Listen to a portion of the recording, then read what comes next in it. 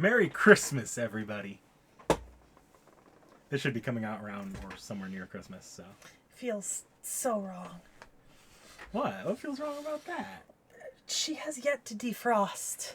For us. For the viewers, they're dealing with her right now already. I'm sure the viewers are probably on their 500th rendition of the month of Silent Night. See, that's not the direction I thought you were going to go with that. I thought you were going to go either the full Mariah Carey direction or the Paroru direction. Well, okay, so at least some of our viewers are probably going to be on their 500th listen of Paro, what is it? Hashire soriyo, kaze wo yo ni, tsukimi hana o, paroru paroru. I only know the first two lines and the fourth. I don't remember the lyrics to the Mariah Carey song. And the Christmas song I hate the most is Silent Night. Not because of the contents of Silent Night, but because for some reason, the 2 or 3 most popular renditions of Silent Night are some dude singing it at the relative speed and cheer level of a funeral march. Like, if I have to hear Silent Night, Holy Night, one more fucking time. The tune of Silent Night is not funeral dirge, so don't make it funeral dirge. It's Christmas. We are not hosting a funeral.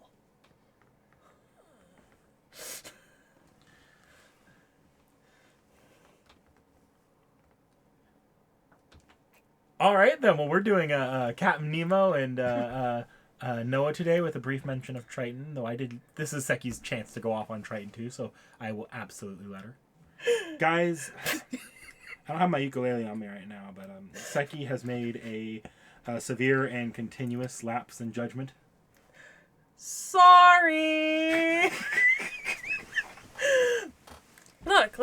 All I'm saying, is that one of the benefits of studying anthropology is that you know the best way to maximize offensiveness at all times.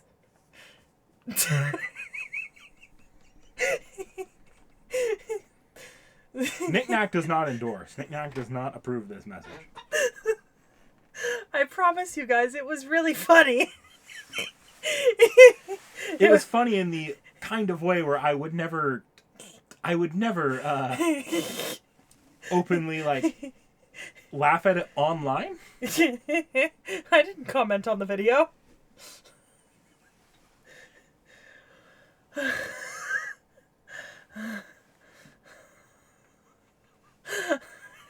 The fuck, Sekhie?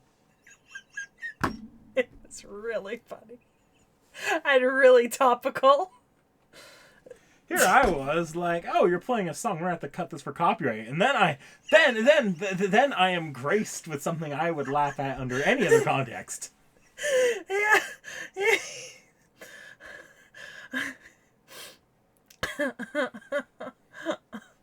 I promise you guys, it was hilarious. Guys, I think Sekhie might have mixed some vodka in with her Dr. Pepper. That was an all-time move right there.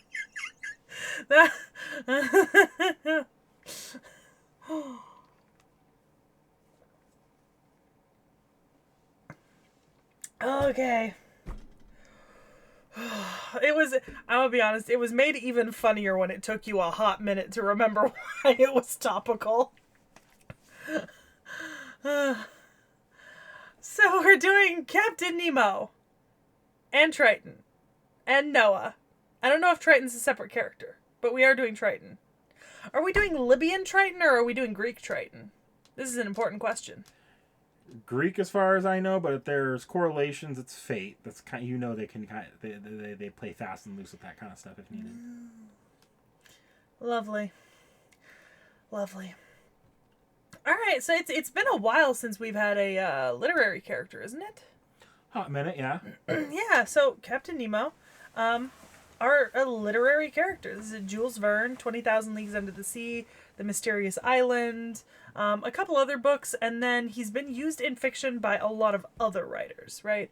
So he's in like the League of Extraordinary Gentlemen, and then Anderson wrote like Captain Nemo: The Fantastic History of a Dark Genius.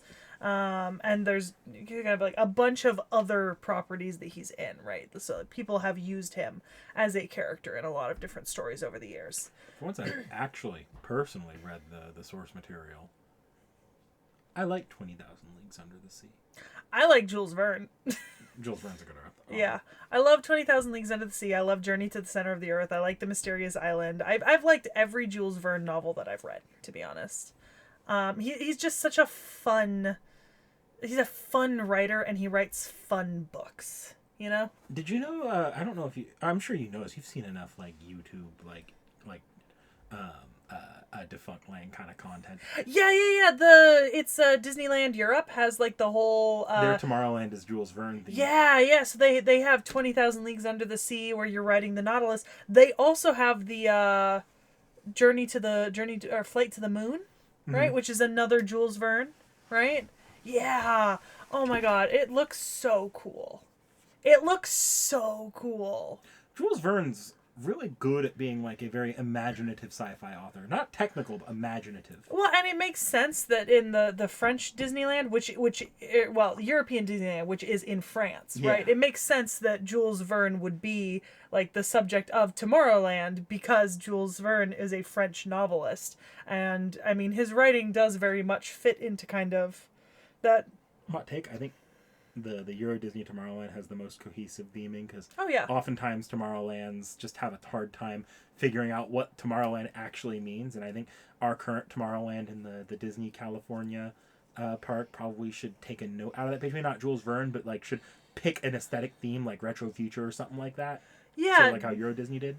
Yeah, because it means that you have like one theme that you can center like a whole park area around, and then that theme can kind of be wide and encompassing. And the great thing about Jules Verne is, to be honest, Jules Verne fits really well into like steampunk futurism, right? So you've got basically like very easy to make theming, right? That looks very visually striking. You know? None of this like plastic, white walls, see-through skirts, vinyl clothing. No, this is...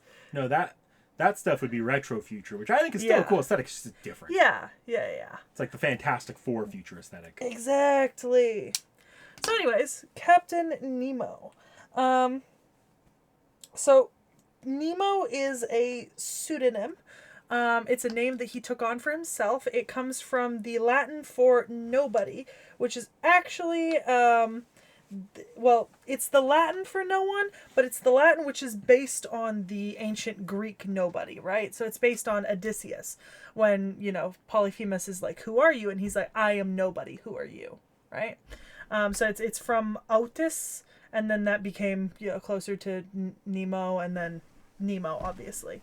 So that's super fun.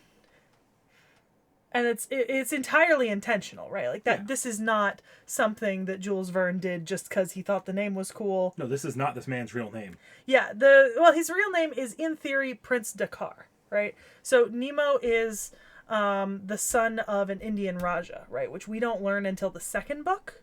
And his name in that sort of existence is Prince Dakkar, right? And he is filled with righteous fury, vengeance, and indignation against all imperialism.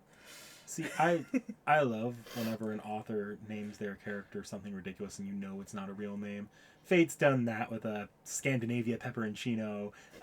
Star Wars does that with Darth Vader. It's regardless of if you subscribe to the father interpretation of that. It's still like, no, your mother did not just wake up and name you literally nobody. Yeah, exactly. So it makes sense. And, I totally understand his, being filled with, given when these novels were written, I completely understand that he is filled with vengeance and hatred for imperialism. Right, Knick Knack? Yeah. Because if you know what was happening in India in the 1800s, you too would be filled with righteous fury and indignation towards imperialism.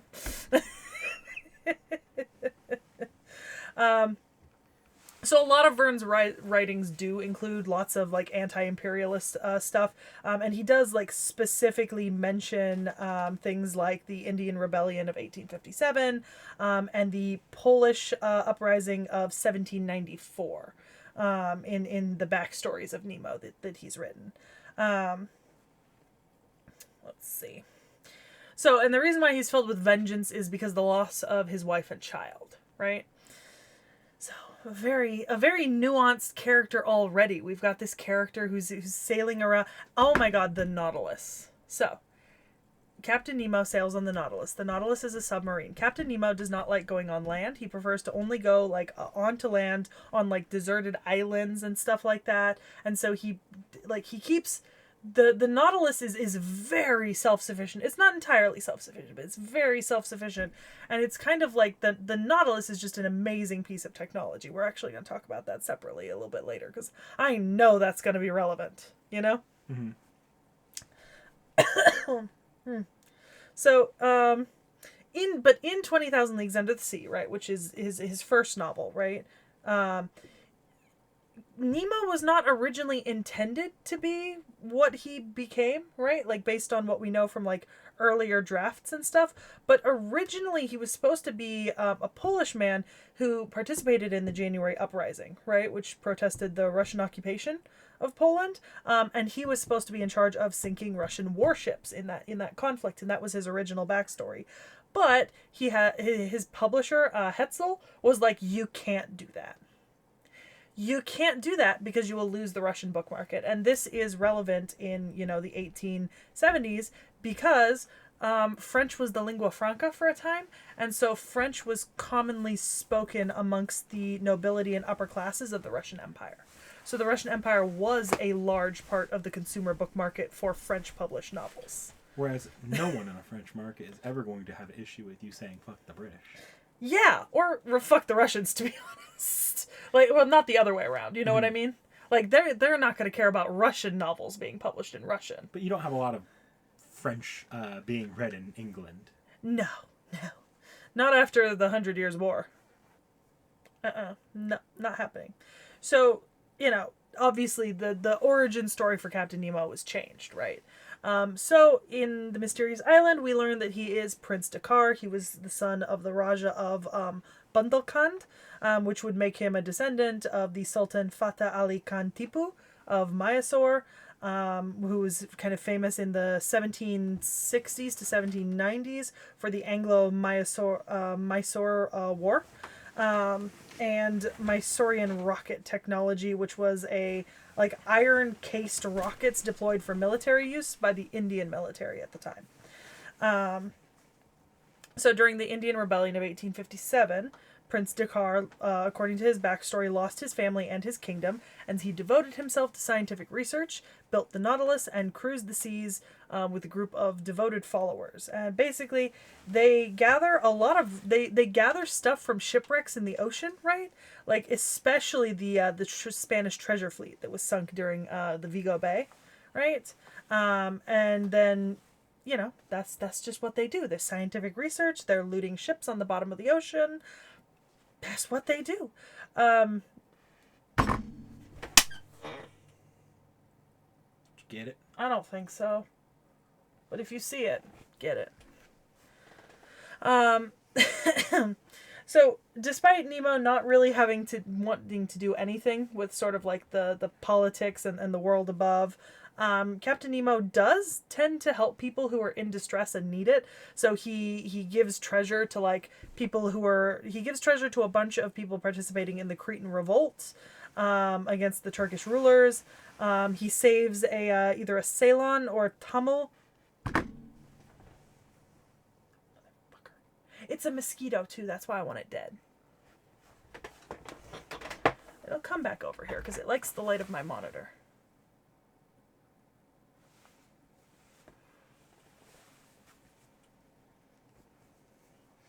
Now I feel itchy. I don't like that. So he saves a pearl diver from a shark attack. He's the one who rescues the castaways in 20,000 Leagues Under the Sea. And then he protects the castaways on the mysterious island, right? So he's pretty kind of do good when it comes to like genuine people who need help, you know? He received a Western education, right? Due to his upbringing. And he spent a lot of his time touring and studying through Europe when he was younger. So he's fluent in French, English, Latin, German, Hindu. And according to Professor Aronnax, and keep in mind, in 20,000 Leagues Under the Sea, the story is being told to us by the narrator, who is Professor Aronnax, right? Mm-hmm. Now, Aronnax describes him as speaking with perfect ease and without any accent, right? So he was very good at languages. Aronnax also tells us that even being of, like, we know that he's from the Indian subcontinent, but he definitely has Southern Indian blood in him, right? Due to the kind of the way he looks, right? Which is pretty interesting. He also has so the Nautilus itself includes like a huge library, lounge, and art collection that kind of spans the entirety of the globe, which is pretty fucking awesome, you know? Now, Nemo in...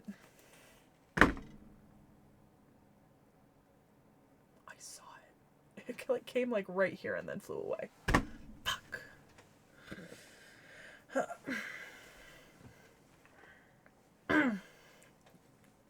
So when Aronnax speaks about him in 20,000 Leagues Under the Sea, he says that it's kind of hard to determine his age in this first book. He's like, he could be in his 30s, he could be in his 50s, he could be anywhere in between.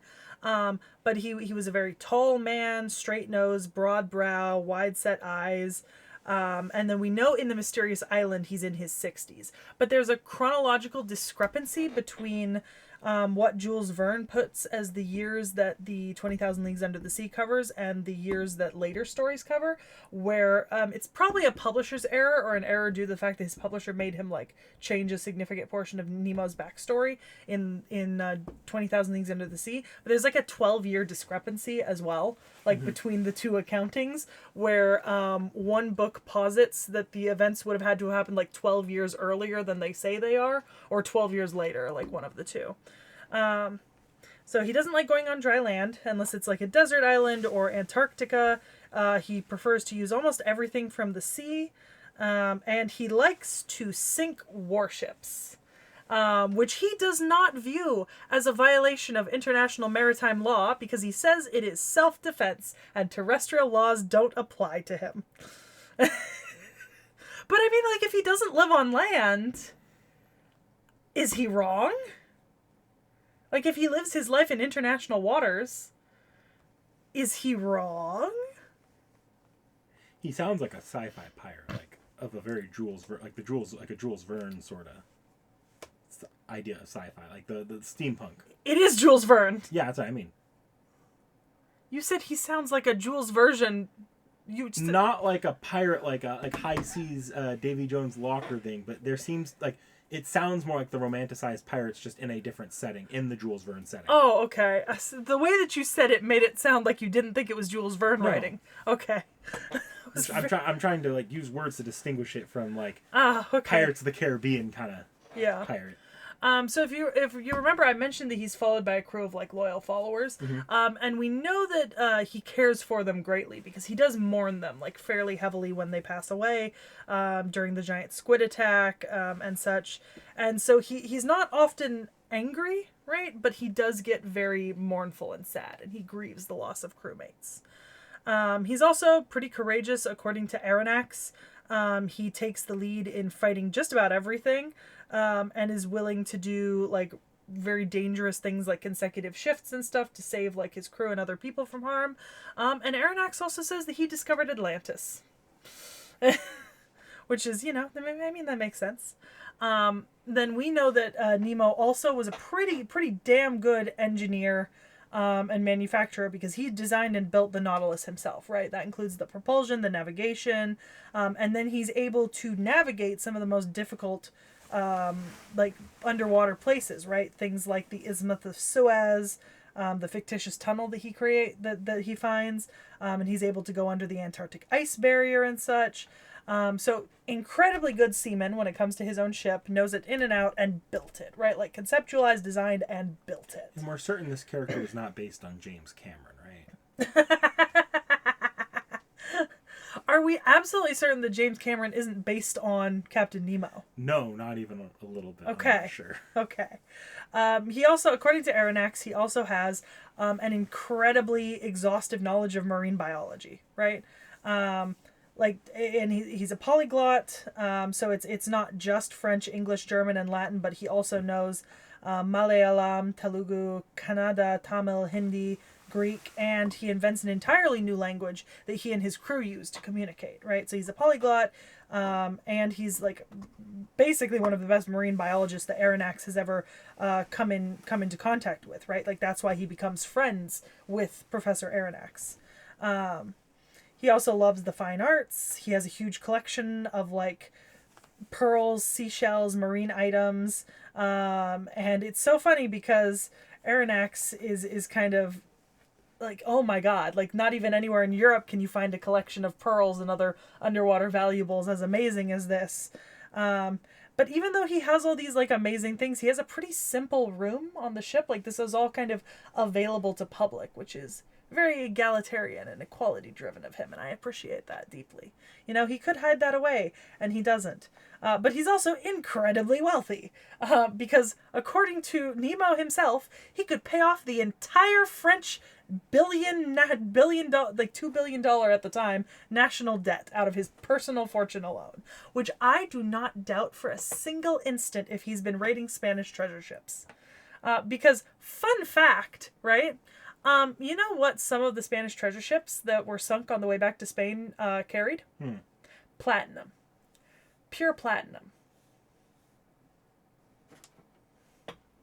Now, platinum wasn't very valuable back then. But platinum now is incredibly valuable. You know? And then, you know, so... So, obviously, like, this is his character, is his life. He kind of just travels around, like, exploring, doing what he wants. Now, he does tell Aronnax that eventually he will enclose all of his scientific findings and his autobiography in a small, unsinkable container when he dies, right? Like, before he dies. And the last person alive on the Nautilus will throw that into the sea, and it will drift to wherever the waves will take it, right? Fun fact, in the Mysterious Island, a container does wash ashore carrying a bunch of stuff like tools, firearms, instruments, atlas, books, clothing and stuff. And Nemo sort of kind of acts in this really interesting way where he kind of like sees all these things, but then he's also able to identify a lot of things in nature to help them out and stuff like that, which is pretty cool. And then he passes away. Like, we have a character who passes away. Natural causes. He dies on board the Nautilus. The Nautilus then remains docked permanently in Dakar Grotto on Lincoln Island in the South Pacific. The leader of the castaways, who he protected, performs the last rites for him. And then they submerge the Nautilus into the waters of the grotto. And then shortly afterwards, the volcanic island erupts, and magma reaches the grotto, and it creates a giant explosion which blows the island and the Nautilus to bits. Therefore, it's all gone. You know? What a poetic end, you know? Mm-hmm. Like, very poetic end to a very fascinating character. Fascinating character. Did you read the 2025 publication about him? No. Oh, there was a publication that came out this year, 2025, that makes the comparison between Captain Nemo and the Nautilus with Raphael Semmes, the Confederate captain of the CSS Alabama in the American Civil War. Huh. Well, because so Captain Nemo's model was mobilis in mobile, right? Which motion in a moving, like motion in motion, literally, you know? And that's referring to like the ocean, right? Like something moving within the ocean is always moving, right? But people motion in motion. Oh my my gosh. So the argument for him being compared to this Confederate dude was that, so this dude was from Mobile, Alabama, and he was called a pirate by Abraham Lincoln, and he was chased around the seas by Admiral Farragut of the U.S. Navy. And Nemo was also branded a pirate by Captain Farragut of the U.S. Navy, who had a bounty out on Nemo's head, and Nemo was chased around the seas by the ship Abraham Lincoln. It's not. It's not. Yeah. Yeah, I can. Yeah. They also both encounter an imaginary island, sail through white water, encounter fake Havana cigars. They both talk about coral mausoleums. They take shelter in a volcanic island, and they have a battle off of Cherbourg. Fascinating. I at least certainly hope Nemo wasn't based off of a Confederate, but fascinating. Yeah. It's just, it was, oh my god, it was such an interesting article to read, you know? But, like, I personally think I disagree with the writer of the article. I don't think Captain Nemo was based off of him. I just think that it's highly likely that Jules Verne, because, like, he takes a lot of, like, names and places and stuff from, like, actual history, you know? Mm-hmm. Like, he does that, like, even in his other books. I think he just picked, like, a set of names and circumstances, you know? And then used them in his books. That's what I think happened. Personally. So the Nautilus is a masterpiece of masterpieces. That is how Verne actually describes it. It has sodium mercury electric batteries that provide it with electricity that's done through seawater extraction for the sodium creation. And that's the primary source of propulsion. So this is an electric sub running off of renewable water resources, right? And then any energy needed to extract the sodium, they mine from coal off of the seafloor. It's double hulled. It's got tons of watertight compartments. It can go really fast. It's basically the shape of a cigar, right? Which is actually how Nemo explains it to Professor Aronnax, right? He says it's a very long cylinder with conical ends. It's the shape of a cigar, which is absolutely wild. Its surface area is like 1,011 square meters. Its volume is 1,500 cubic meters. It uses floodable tanks to kind of go up and down to control its depths. And the pumps that power this are so powerful that they produce jets of water when the vessel resurfaces. It can also use like a hydroplaning technique where it can dive down at a very steep angle, which is not typically possible, you know, of most submarines. They also gather food from the sea, right? So they get their drinking water from the distillation of seawater. The only thing that it really has to come up to shore to like regularly to the surface for is air supply, you know? And that basically they just come up to the surface, blow out all the stale air, and pull in new air, and then they can sink again. And they can sink for like up to 5 days at a time, which is pretty fucking cool. It's also incredibly luxurious. I mean, there's the huge dining rooms, libraries. We talked about the art galleries. There's a giant organ. It's got like a fucking ramming prow, you know? Like, absolutely fucking wild. I love this.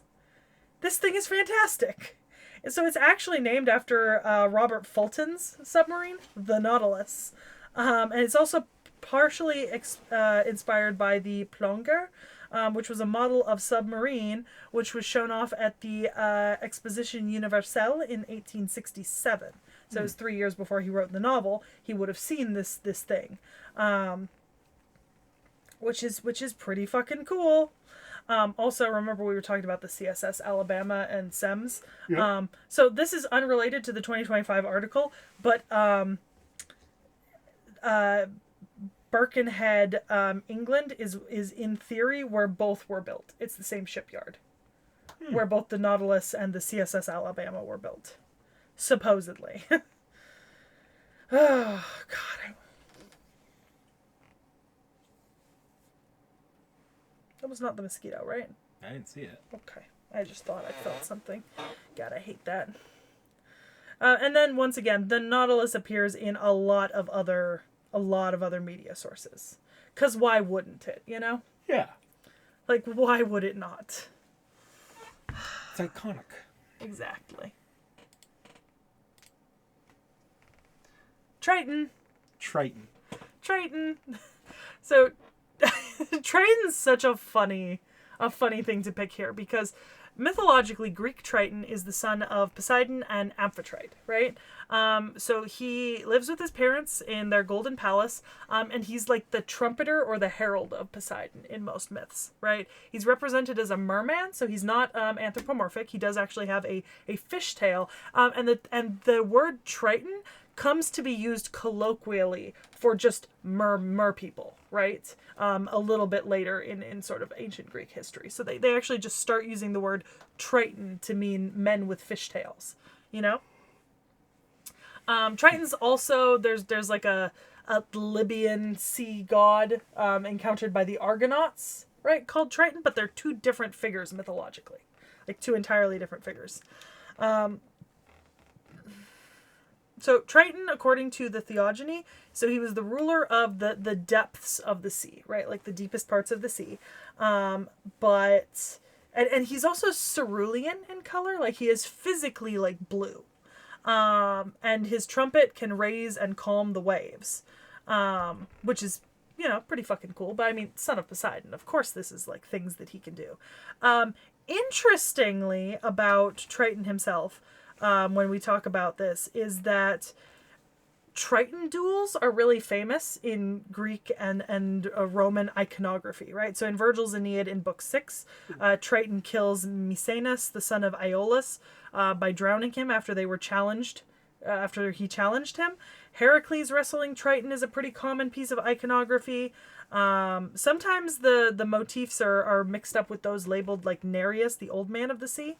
But it's also Triton pretty frequently. And then, so Triton has a daughter, right? Do you know Triton's daughter? Mm-mm.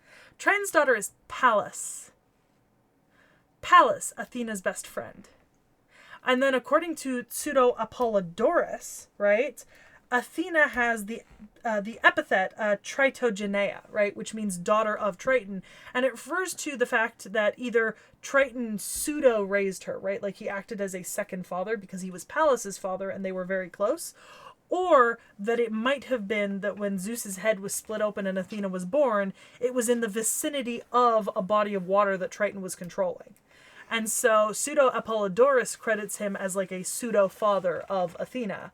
And then he's also the father of Athena's, you know, mythologically, canonically, best friend forever, Pallas. So Triton's a really fun character in mythology because, like, he's not incredibly important. Like, he's not, like, hanging out all over the place doing stuff.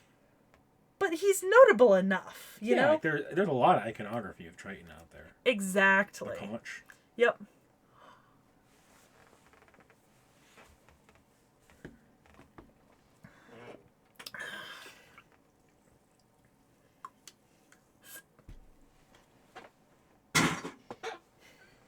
The can box.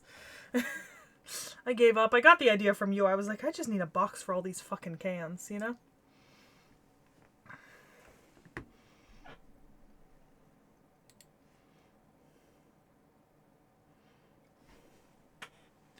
Look, you're interested in talking about the stuff around this character, just in terms of... Yeah, I'm interested in other stuff that we're gonna get to now that once we talk about Noah, but we are going back to the Bible, to the antediluvian patriarchs. Look, once in a while, we recognize we probably do need Jesus. I feel like categorically we don't in this story. No, because this one's This is Old Testament. Yeah. This is pre-Jesus. Jesus. Yeah. This is Genesis. This is back when God was allowed to wipe all of life on Earth out on a whim. Yeah. This is God who is merciless. Yeah. Old Testament. So Noah is the last of the antediluvian patriarchs, which means he's also sort of the last of these incredibly long-legged kings. We've recently mentioned Methuselah a couple times in different videos and streams. Mm-hmm. So he is, I think, Methuselah's grandson, right? And so that translates into him still being incredibly long-lived. For example, he is 500 years old before his sons are even born, Shem, Ham, and Japheth, right? And then he still lives for another several hundred years before he dies. But, you know, he's kind of the last of these incredibly long-lived patriarchs. And then you start getting down to the ages of people who only live to be like 103, God forbid. Just in terms of his descendancy, so you remember Adam and Eve had 3 children. Cain, Abel, and Seth. So Seth had Enos, Enos had Canaan, Canaan had Mahalalel, who had Jared, who had Enoch, who had Methuselah, who had Lamech, who had Noah. And then Noah had Shem, Ham, and Japheth, right? So this is like straight out a, you know, direct descendancy from Adam and Eve, you know? Lots of connections here. Now, Noah's really famous for one thing. What is that thing, Nick Nack? Boat. Big boat. Boy. He's a boat boy. So... It's arguably one of the most famous boats. Yeah. So, according to the book of Genesis, right, and this is in chapters 6 through 9, God intended to return Earth to its pre-creation state by flooding the entire Earth because of all of humanity's misdeeds, and then remake it using Noah's Ark as a microcosm, right? So the flood was not ordinary, but it was a complete reversal of all that he had created. And it was the evil of mankind that moved him to do this, right? And so, so God told Noah that you needed to prepare the ark, right? And that the ark should hold 1 male and 1 female of every animal on earth, you and your family, and then the Noahic covenant, right? Which was the agreement for continued life, right? And the promise of him not sending another flood so long as you follow the covenant, right? And I think there's a meme image that's really famous about Noah's Ark that goes around, because there was this children's book that like got like a ton of prints, right? It was like a children's picture book of Noah's Ark where it shows 2 male lions because they gave both lions full manes. And it's like, oh look, the Bible was okay with gay animals. Look, this is back before that woke ass New Testament shit where God is suddenly not able to do anything too crazy. Yeah. So God floods the world, right? And Noah and his family and the animals are safe on the ark. And every day he sends out birds, right? Until they find an area of land that is no longer submerged and the waters recede eventually, right? Now, after the flood occurs, Noah burns offerings for gods, and God makes another covenant with Noah, right? And through him, all of mankind. So he says he will not waste the earth or destroy man through another deluge, right? He blesses Noah and his sons and says, be fruitful, multiply, replenish the earth, right? And so Noah was given things that he could and couldn't do. So he could eat animal food, but he couldn't eat living animals. And the shedding of blood of man by man was made a crime punishable by death at the hands of man, right? And then there are the 7 laws of Noah, right? Do you know any of the 7 laws of Noah? No. So do not worship idols, which the Catholic Church. Do not curse God. Do not commit murder. Do not commit adultery or sexual immorality. Do not steal. Do not eat flesh torn from a living animal. And establish courts of justice. So don't do all these things and make a court system for when you do. Because God knew what was up. Sekhie, while we're on the topic of the people that were brought aboard the ark, what is the minimum human population for repopulating? 2. What? Oh no, I mean for repopulating a sustainable. Oh well, so that one's a little funky. Even so, in theory, the answer here is 2, but there's like a period. In theory, the answer is 2, right? But there's going to be a period in that descendancy line where you are towing a very, very fine line between inbreeding yourself out of existence and actually achieving diversity of genetics.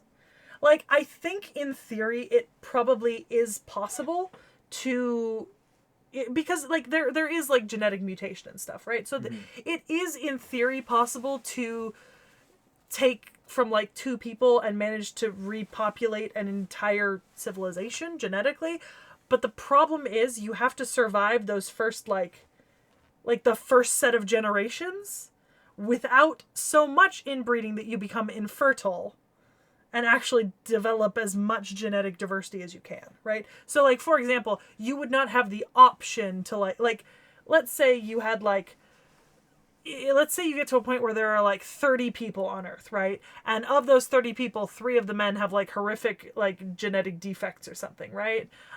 You don't really get the option to exclude them from the genetic pool. Like, you have to keep including them because you need as much genetic diversity and mutation as you can possibly get at every point along the way.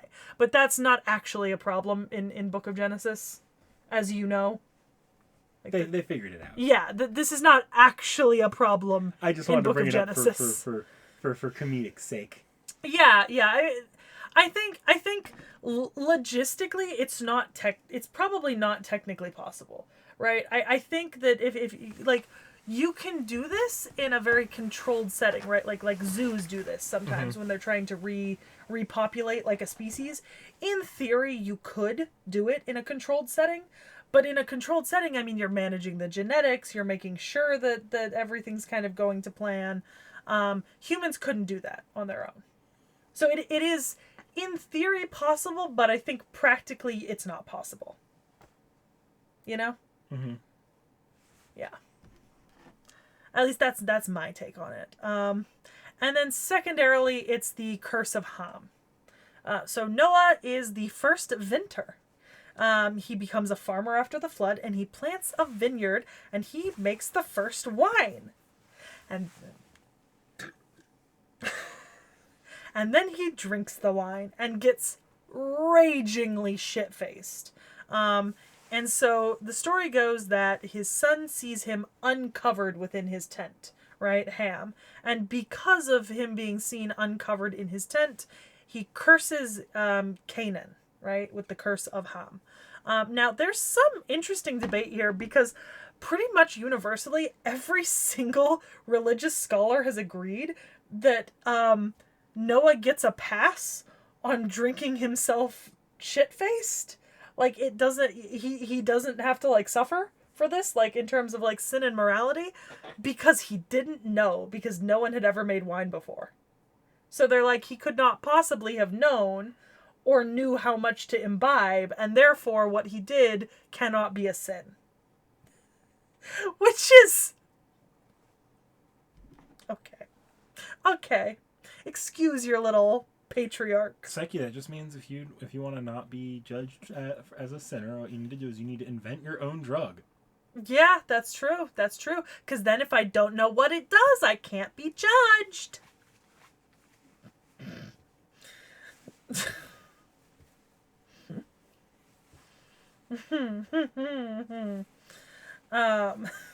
This channel's about to become breaking, Sekhie. No, it.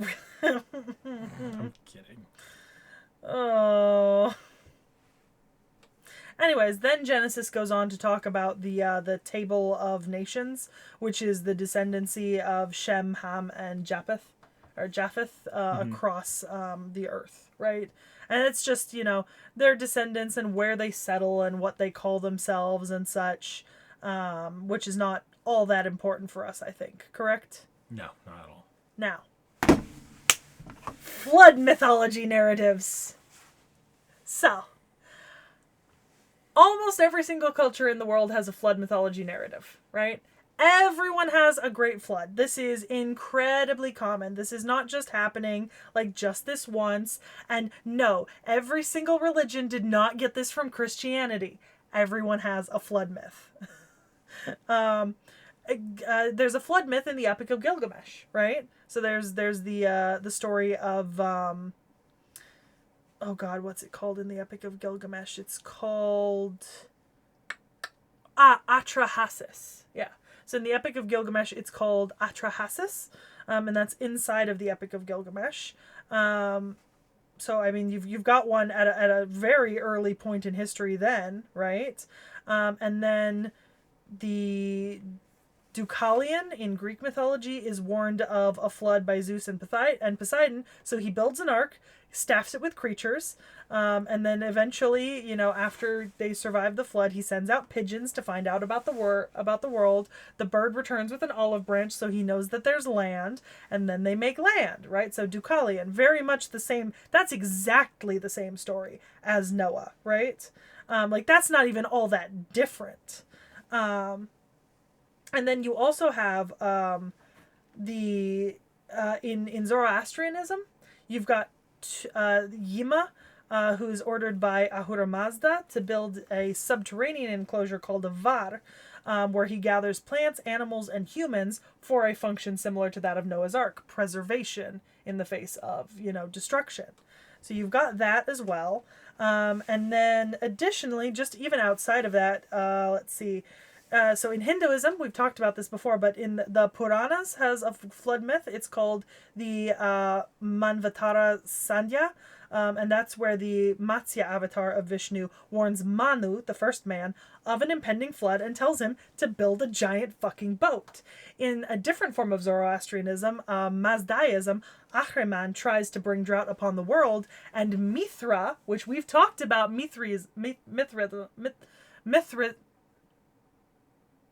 we've talked about him. I can't say his name for some reason. Because he shoots an arrow, right, into a rock from which a flood springs, and only one man survives this on an ark with his cattle, right? Flood myth with an ark and a cattle. So Yima and the Vara was a flood myth, right? Plato wrote the Timaeus, and in the Timaeus they describe a flood myth, where a Bronze Age race of humans angers Zeus with their warring, and he punishes them with a flood, right?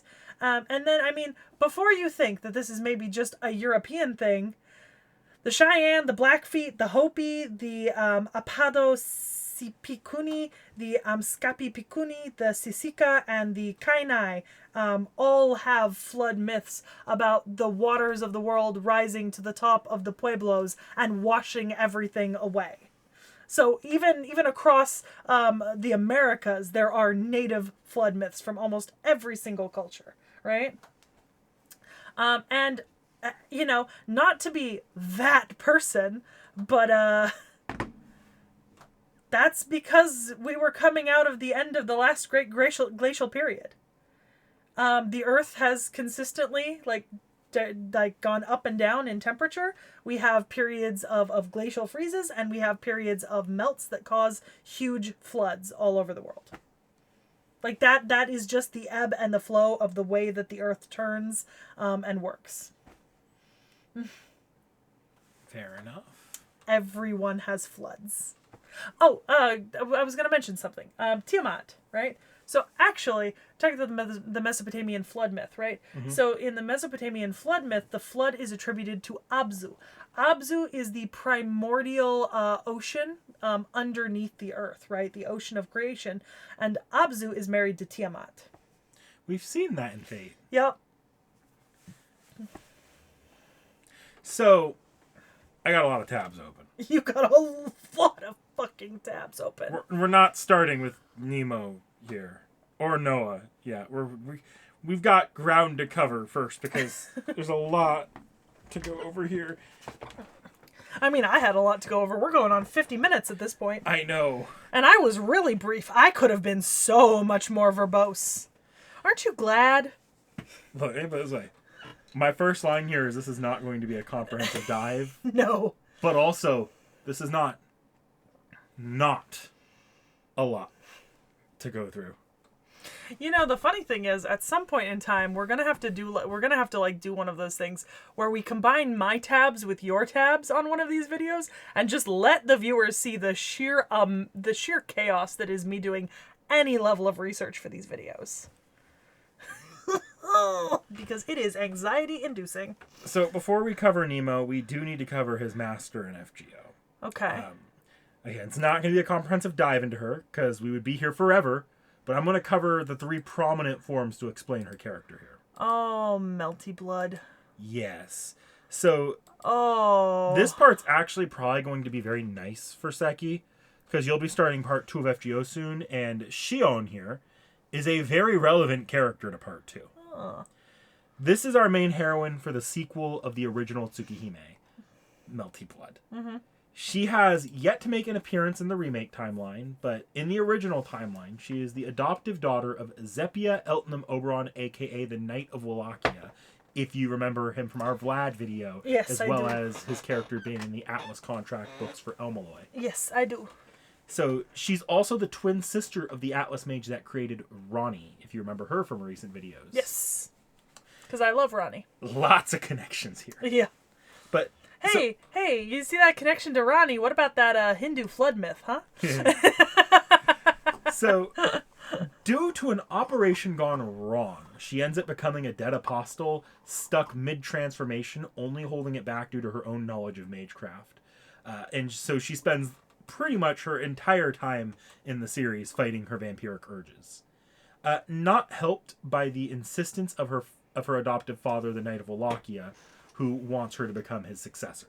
Oh, lovely. Whether this happens or not depends on the ending you get in Melty Blood, but canonically she manages to resist, but never seems to find a cure that she's been looking for her vampirism, and just continues holding back those urges indefinitely. Mm-hmm. Shion has a deep sense of self-loathing that she grapples with throughout the series, and then I'm not creating a separate ability section here. She's greatly skilled in thought acceleration and memory partition, which will be important later. Okay. Shion is able to do some light future prediction because of that accelerated thought, and uses a specialized mystic code called the Ether Light to plug into her target's nervous system, allowing her to read a target's thoughts and even control them. Oh, that's horrifying. Bloodbending much? Yeah, pretty much. Lastly, she possesses a replica of the Black Barrel superweapon that the Atlas Institute created, which can attack a thought or a target's lifespan. This won't be too important today, but that weapon's name will come up a lot in FGO, so it is worth remembering. The Black Barrel. Black Barrel. Okay. All right, now I see you've got a bunch of YouTube tabs. I'm not even quite. I have one more thing to never mention mind. with her, because it's going to be relevant with the YouTube tabs coming up too. Okay. She actually makes a cameo appearance in another game developed by the same developer as Melty Blood, because the devs aren't part of Type Moon, but they still need to put out products when Type Moon isn't giving them anything to do. Yeah. And in that game, she proceeds to strangle Nasu for stalling out on the Tsukihime IP, causing no new Melty Blood games to be made, leaving her story in absolute limbo, which makes it all the funnier because she was completely excluded from the newest Melty Blood. I mean, look. I'm just sorry I scrolled down too far. No, you're good. Does it Scroll matter as that much I'm as here? you want here, yeah. Okay. Interesting. Huh, okay. I was just looking for images. There were a few. I've sent the meme image of her strangling Nasu to the Discord. Oh, before. that was her? That was her. Oh, okay. So it looks like we have a bunch of... Ooh. This is an old-ass fighting game, by the way. I was going to say, this is the kind of thing that I could have played on my Nintendo DS. There was never a DS port, but it is that old. Yeah. This game is actually the father of an entire genre of fighting game. Here's the thing though, right? I could actually see this just genuinely being like a modern game though, because pixel games like this are popular, like pixel fighting games.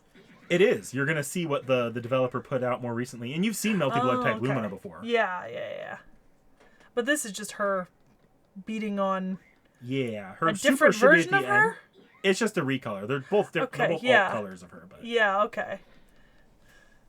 I know it's technically a different version because the Shion Tatari is Tatari is the version of her that succumbs to the vampiric urges. Okay, and that's why it's that's why she's white and red like blood, and she's purple. Yeah. Oi. That's actually one of the best finishing moves I've ever seen. I think this is. Oh no. That is actually the greatest finishing move I've ever seen, Knick-Knack. Holy Did she just pull out a gun? Yep, she has that replica Black Barrel. It's a gun. Fighting game, gun. Is this channel Indiana Jones #1 a little bit? Ha ha ha! Bang. I've got anime powers. I've got gun. Yeah. That's what it feels like. All right, you know So- what? To make myself feel better, I'm going to close tabs as we go Yes. unless we need them for later. Go ahead. So this is Under Night in Birth, which is the other franchise they do. They also did a sequel recently, which I've also included here. Which era of PlayStation is this? Probably, I don't know. This is not that old of a fighting game. Okay. Like, you're gonna see when the graphics for the actual fight come up in a second. Oh, okay. Yeah, I see what you mean. Yeah, that's a lot more... That's a lot fancier.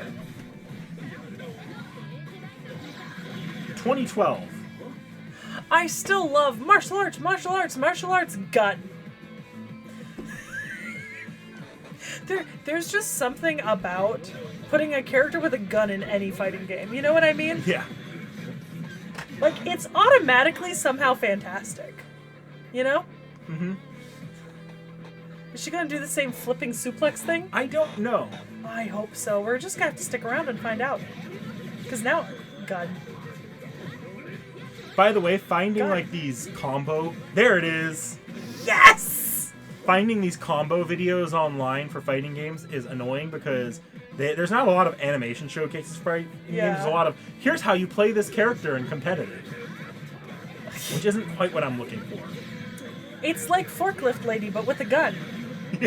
You know? You like her for that animation a lot, and I instead really she pulls do. out a fucking gun. I really do. It's great. It's fantastic.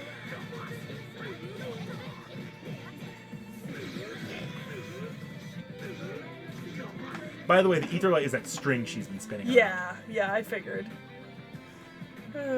Alright.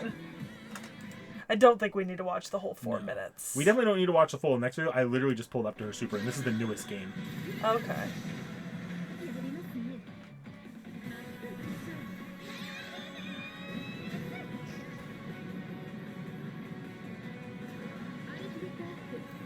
Interesting. So that's a reference to something we're going to be covering in a second. I haven't watched this before, so...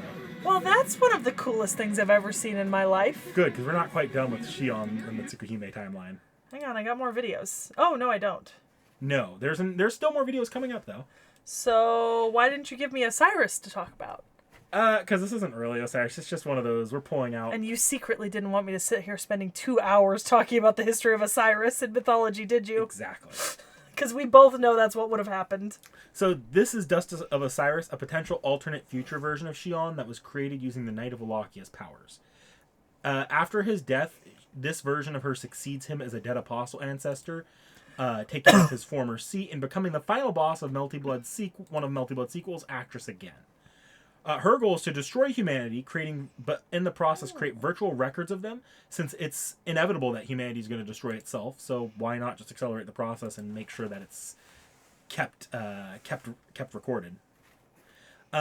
There's a lot more to this character, but I'm going to leave that here because it's not particularly relevant today or the future. Mm-hmm. For now, I guess the only thing to note here for Fate, like FGO purposes, is that the name Dust of Osiris comes up a lot in Fate works, including as a mystic code that you should have in game already. Oh, okay. So Hermes, huh? Yeah. So Hermes is a reference to Atlas's supercomputer. You've seen it in FGO in the Camelot chapter. Try Hermes. Yeah. Okay. She's actually only a boss character, but as you can see, there's the mech that you saw earlier. Yeah, it's a cool looking mech. You know?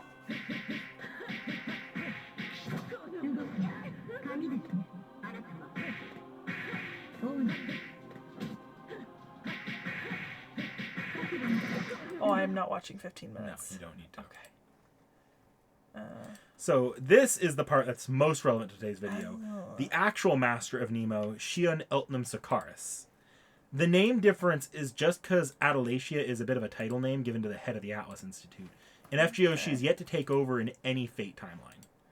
She's cute! So she looks like a Valkyrie. I would be interested in seeing who her character artist is. You probably could find it on the Titan Moon Wiki here. Go No, and scroll down if you want. I just wasn't There's not a lot sure. to- Okay, all right. Let me get down to the bottom then.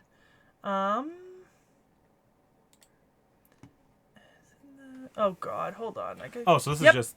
Thrud Hilder Ortlinda. I was right. It's the same person who did the Valkyries. It's also pretty much just the... This is Takeuchi, so... Yeah, this is, yeah. But I don't... Okay.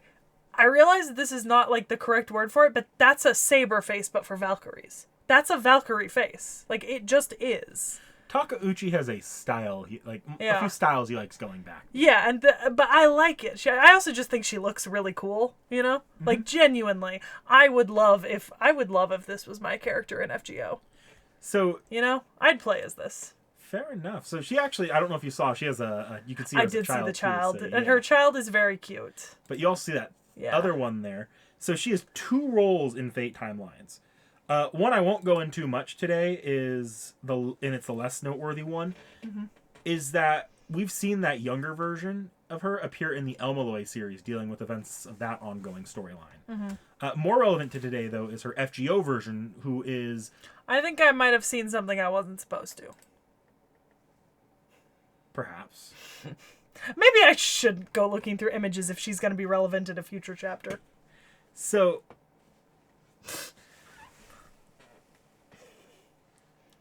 I don't think you were spoiled for anything that crazy there. It was just a particular story moment. I think you're fine.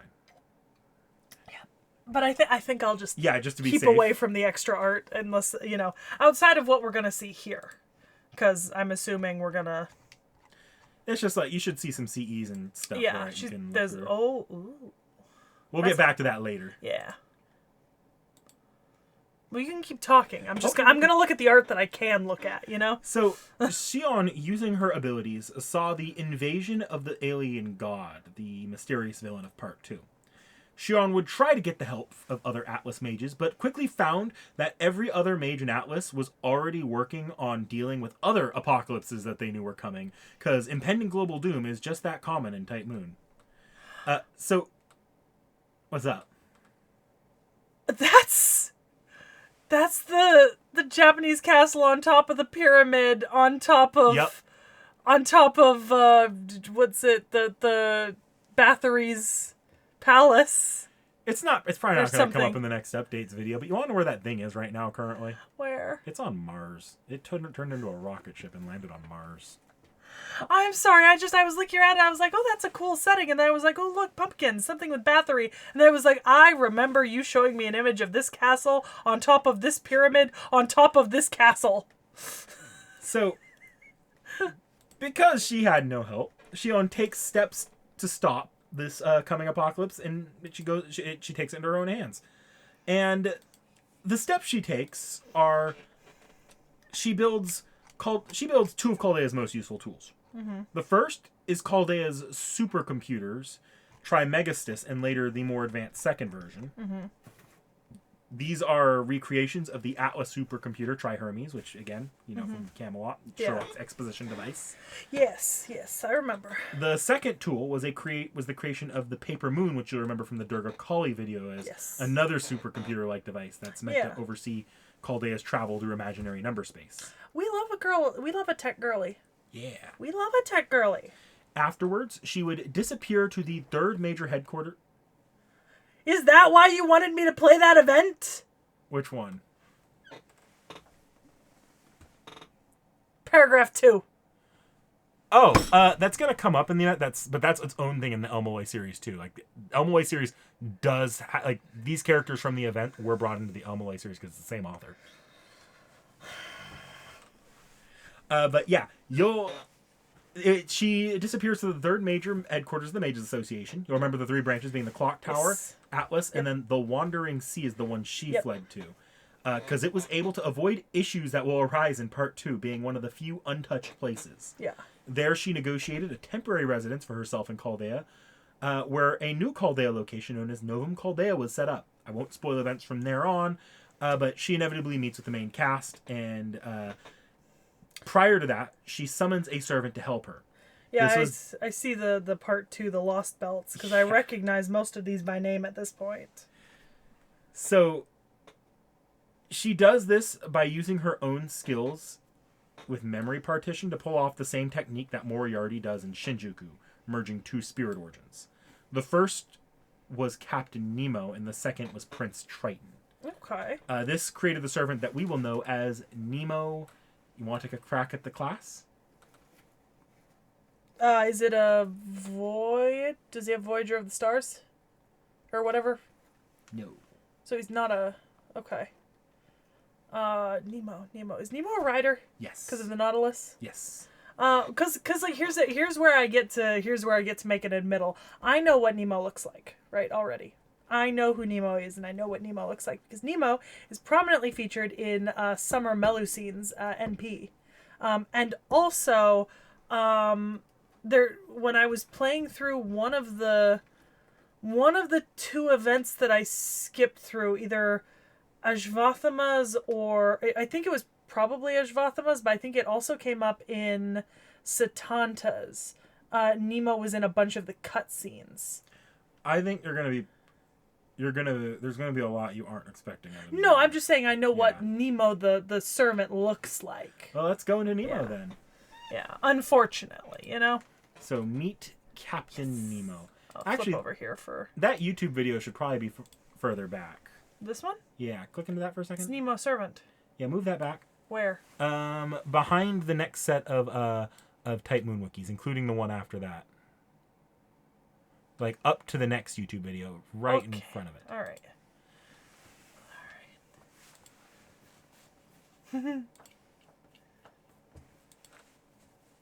Yeah. So, as far as we know, Nemo can exist without that Triton aspect, but Shio needed that as she lacked the ability of the Chaldea summoning system at the time. Nemo spent a lot of time in early part 2 figuring out exactly who he was, going as, like, he takes on the name of Captain, and then later Prince, and then Nameless, before finally settling on Nemo. Because, and that makes sense, you know. Captain Nemo, Nemo from Nameless, Prince Triton. And I see the elements in the design of both characters, you know? So, he is kind and strict with a revulsion towards others who would trample on other people who get in their way. So, we are getting in some of that, the anti-imperialist into his character here. However, as time goes on, he is shown to loosen up a lot, being more casual as he opens up with others.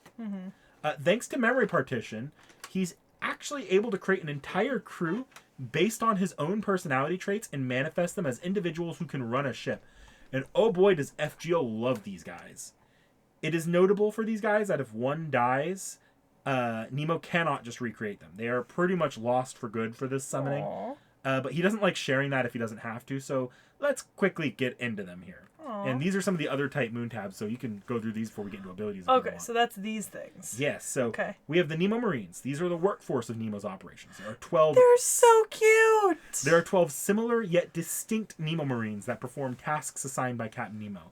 By the current point in the story, the main characters are able to distinguish between all of them. Okay, so there are 12 Marines. And then we have...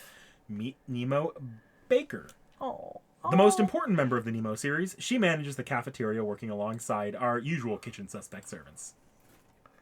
Okay, it's just there's nothing really about them outside. Okay. This is Nemo Engineer, or Nemo Engine. Nemo Engineer is the lead engineer that handles building and maintenance management on the Nautilus. Nemo Nurse is the medical expert for Novum Chaldea, you know, in the absence of our previous medical expert who died in the line of action. Nemo Professor is our head of planning, analysis, and research, often directly working with command room staff during operations. Oh my god. Are these also...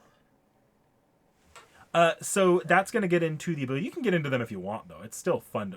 Those tabs so you are open said there were 12. I've got 5. The Marine... There are 12 Marines, and the rest of the 12 4 are all separate individuals. Marines. Why don't I have images of all the 12 separate Because they all use the same sprite. Oh, okay. But the characters know who they're talking to. Oh, okay. I see what you mean. Yeah, okay.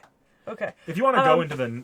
You can click into the... So I'd like to put in a request right now. I need someone to make a collective set of affordable figures where I get Nemo and then every single one of the little including Nemo... the 12 Marines? Yes! Like all 12 Nemo Marines and then Baker and Engine and Nurse and Professor. And I need them to all be at the same height scale and maybe like posed like all differently so you can display them together. I guess we should go into relationships, shouldn't we?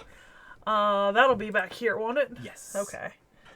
Yeah, I think... Oh, yeah, I completely forgot about relationships. Goddamn. Do we not want to... What about Yeah, this? you can close those out. Those are just there so you can see the images. Oh, I haven't been there yet. Oh, no, this one... So, yeah, this is the Nautilus. Okay. don't need to look into the lore too much. I just wanted to show you the Nautilus. Yeah. And the next one is something the Nautilus will become due to events of the story called the Storm Border. Hey, look, the ramming bow Yep. and the propulsion engines. I just figured this time it's probably a good idea for you to have a good visual of what the two iterations of this look like. Because it very quickly gets replaced with the Storm Border. You see the ram still on it. Yeah. And I'll go into what these things do, but these will come up again. I'm going to make a comparison that I've made before for FGO. Hold on a sec. I'm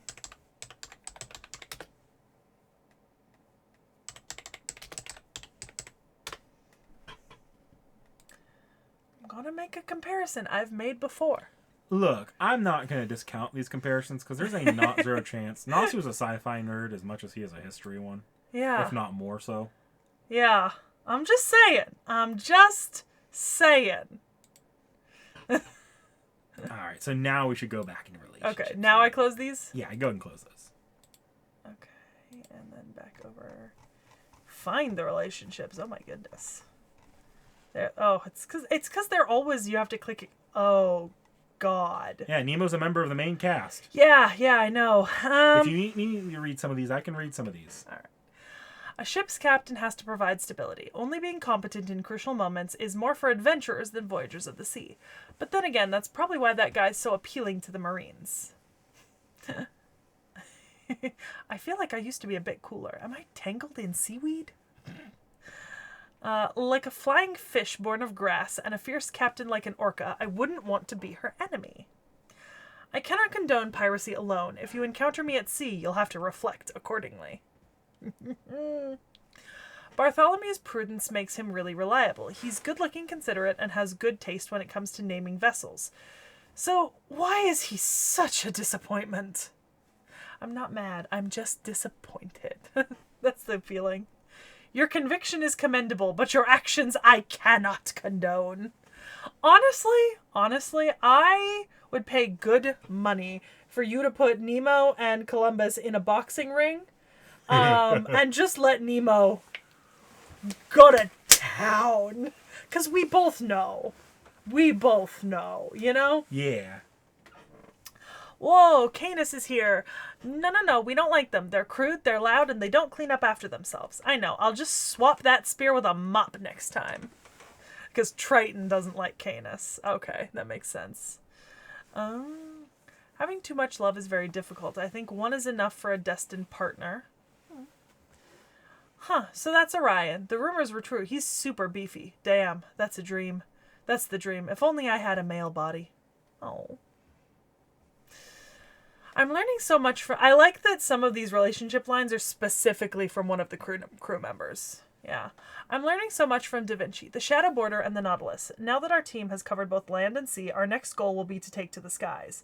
But I'm a little concerned about that. Storm Border. Yeah, true. I'm both proud and ashamed whenever I see her. She is proof of my crime and the figure I denounced. Oh, she tripped. Oh no. She spilled the tea she was carrying on her head. And now all the trash cans are falling on her like dominoes. Yeah, I really can't take my eyes off her for so many reasons. Remember, Lakshmi Bai was also Indian for dealing with English imperialism. Yup. Master, did you know that the deep sea is even less charted than outer space? If you know that, then I can get straight to my point. As an expert of the sea, the one piece of advice I can give you is this. Never serve octopus as a meal. Okay, but I love takoyaki. I actually love octopus. I hear there's a servant who claims to be named after the devil of the sea. They have some nerve saying that in front of me. Whoa, what? They're launching a penguin like a torpedo. Damn, never thought of doing something like that.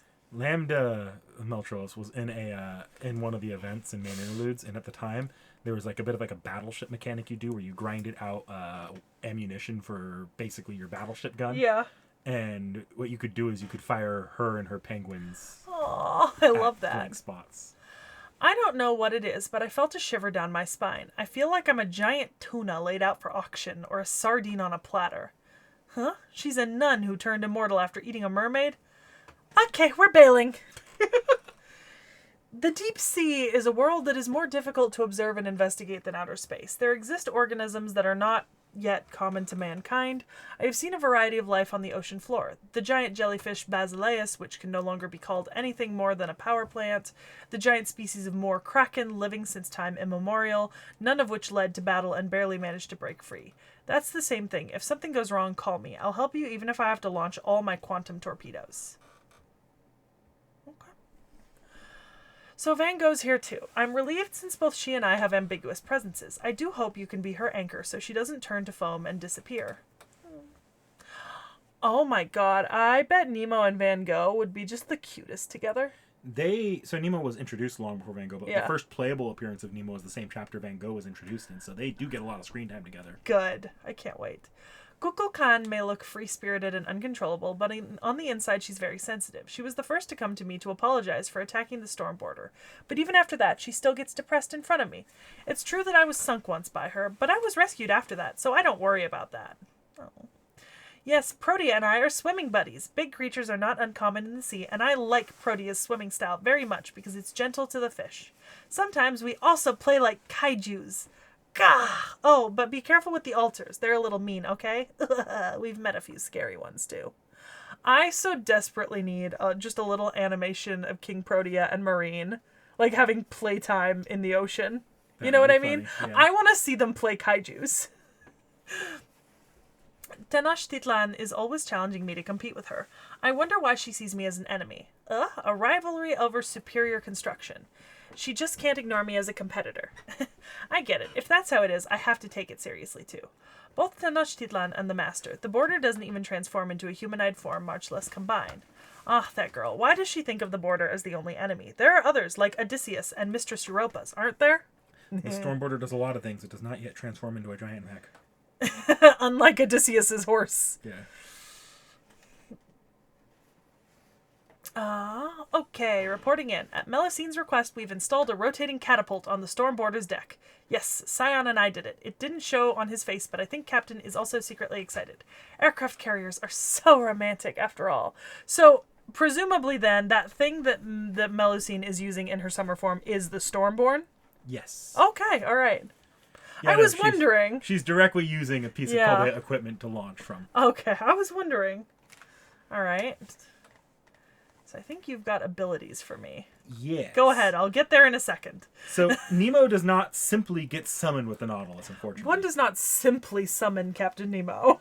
He can manifest as an NP, which we will get into later, but it is not usually summoned. Ultimately, the submarine is easier to simply build from scratch and impart the Noble Phantasm's properties on for longer-term voyages. A straight recreation of the Nautilus was made at one point, but it was swiftly destroyed. Mm-hmm. It was rebuilt using materials from the Lost Belt, from the Greek Lost Belt, going from a submarine to a more helicarrier-like vehicle called the Stormborder. Mm-hmm. The Stormborder is a massive flying base of operations that Chaldea uses when they can't be in the Wandering Sea. This is functionally Nemo's new Nautilus and bears its properties, with its health as a vessel tied directly to Nemo himself. Okay. It will see many weapons and add-ons attached to it over time, including another recreation of Chaldea's operations room and an Excalibur cannon. Lovely. In hand-to-hand combat, Nemo can also fire a revolver. He commands the Nemo series in combat as well, and will call forth water and waves using Triton's abilities. Okay. Riding divinity, protection of the sea god, because of Triton being the son of Poseidon and Amphitrite. So he has Voyager of the Storm. Okay. Yeah. Alright, that makes sense. Ooh. So in theory, Nemo would be good to use in a team with Melusine, wouldn't he? If Melusine can impart water battlefield? Yeah. Yeah, because Nemo actually can't create water battlefields. But Voyager of the Storm doubles in water fields. Yes. Okay. Indomitable, that makes sense. Journey's Guidance, okay. Yeah, because Triton guided the Argo. Proof of the Journey, okay. Aronnax Phantasm. Okay. Noble Phantasm, Great Ram Nautilus. So, Nemo's Noble Phantasm is the ram of the Nautilus, which can be placed on various vehicles to grant them the properties of the Nautilus. He's done this with, obviously, the Stormborder, the recreation of the Nautilus, and prior to that even, the Shadow Border, which is like if you remember, the big ATV. Yeah. He can summon a version of the Nautilus to ram into enemies if he wants to, and if needed, can use it on land, though it's significantly stronger when submerged in either water or the imaginary numbers here, whatever they're in. Yes, that would make sense. Yeah. Oh my god. It's so cute. A picture of the Nemo in there. I know, it's so cute.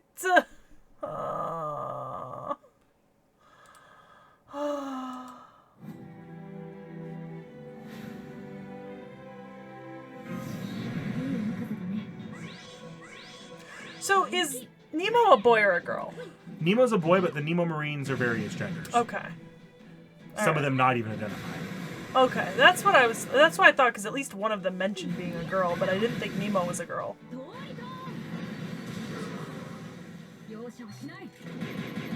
Gun. Look, give any character gun automatically interesting. You know? I just have the rope! Just say them! Oh, it said mobilis in mobile. Yeah. It had the little... Ah! It's a good.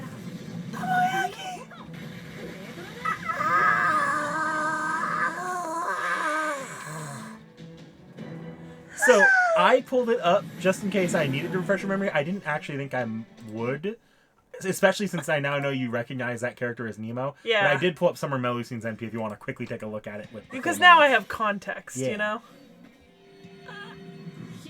Okay, yeah, that makes sense. Yeah.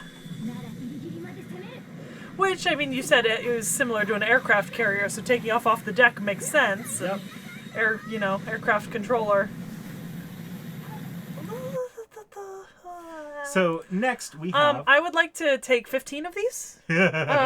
More, actually, but I'll take what I can get for now. Well, we have a lot of Nemo left to cover. When is Nemo next on Rate Up?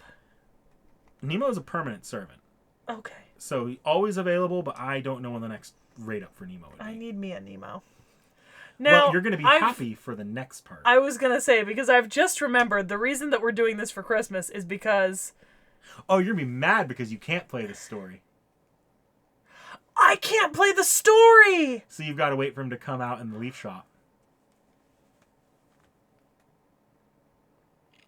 And, like, this isn't even a feasible point. Like, if this were Anastasia, I'd be like, okay, guys, the FGO streams are no longer going to be reading story. We are going to be rushing to clear Anastasia before December. No, this is Trom. This is, like, near the end of part 2. Because the reason we're doing this for Christmas is because Nemo is the Santa servant for this year. Yep. That said, I'll give you I'll make it a little bit better here. Nemo is probably one of the faster Leaf Shop servants. Want me to give you a quick Leaf Shop when he's coming? FGO Leaf Shop. I don't know if Sekhie keeps this in there, but I'm going to give for Sekhie's sake. I need to give her the evocation shop drops. Is Santa a different class, or is it still Rider? Still Rider, actually. Okay, all right. I'm gonna flip over to the design then. Oh my god. Oh. Nemo becomes available in Evocation Festival Part 11, which will be in April of 2027. Late March. That's 2.5 years. Yep. Aren't we? Oh, and this is the NA replay of the event. Well, not replay, but this is the NA. I was gonna say if this is the JP servant, I'd get it faster by just getting through Trom by 2 years from now. But no, this is this year's. Like, this is in the matter of weeks. And no, it is not feasible for you to even skip story and hit this servant. I'm actually so upset. So I haven't got a lot to say on Nemo Santa. He's actually still a rider here, as you can see. And he is a Santa servant of this year's Christmas event. Actually, that said, he's notable for being being the first main cast character to get a full-blown Santa. So it's no wonder his Christmas ended up being one of the most story-adjacent Christmases to date. I'm not going to say this... I'm going to say this next bit since Sekhie has no means of playing or reading this event anytime soon. And I'm not sure if we will ever double back around to it. But if you haven't played that final stretch of the event at this point, which should be ongoing right now at the release of this video, please skip the next 5 minutes or so. Maybe just skip to when we do the NP. Okay. Hang on. It's a Triton pack, Knick-Knack. Have you seen the little fragile sticker? It has a holy grail with a crack in it. Oh, there's a little dolphin on his keychain here. Oh. This is the sound of me actually dying a little bit inside. I'm gonna make it worse here, I think. So now that it's been a second and people will have skipped, Nemo's Santa wanted to get MASH and the main character a Christmas present, so he went out of his way to break multiple universal laws against the advice of Merlin himself, at great danger to himself, in order to travel back in time and obtain a spare set of Dr. Roman's gloves to give them as a memento.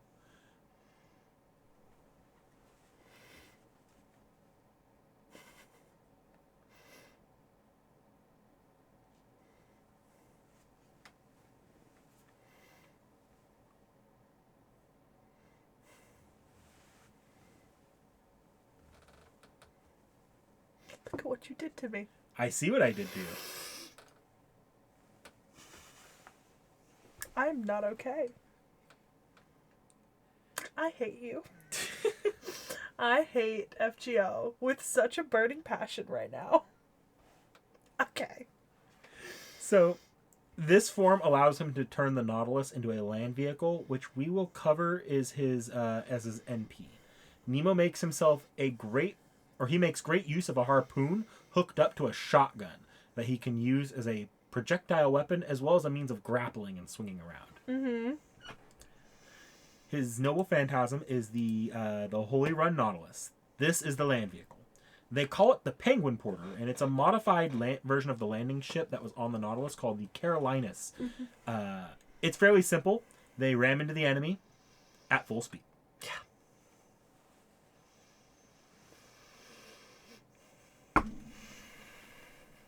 I'm so upset. You are so mad you missed this event. I'm so upset. It's a 1-2 punch, too, because you just missed the Ptolemy event, too. I did. Oh. We're living in the worst timeline. This is Sekhie's actual worst timeline. I didn't get Odysseus. I didn't get to play the Ptolemy event. I don't get to get Captain Nemo. This is the worst timeline. The designer did a really good job for their first and only FGO servant. I really like it. I'm upset. Oh! Why does that make it even more sweet? Did you read that?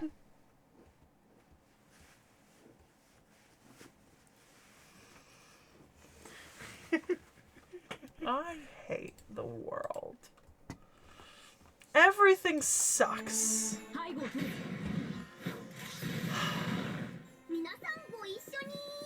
Oh my god, they all have their own little Santa outfits. What the fuck? Ah! Look, it's the way that we wrap presents for each other. Somebody always brings one just normal Amazon box.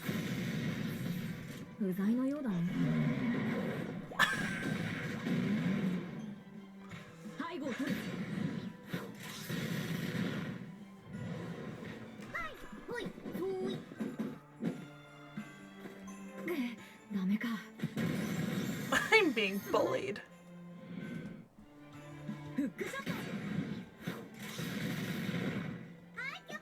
Trom's still part of part 2, right?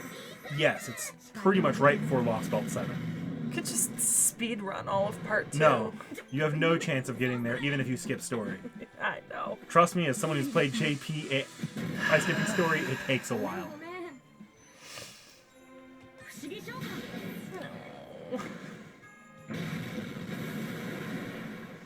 look, if it were anywhere within the first half of part 1, I would agree that it's possible to reach. It's not. You mean part 2? Sorry, yeah, part 2.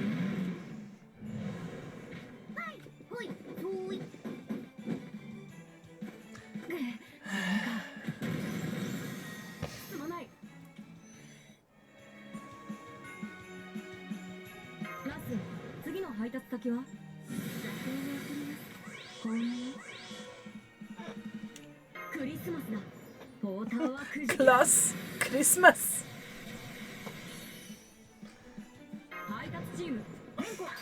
Oh, they're so cute.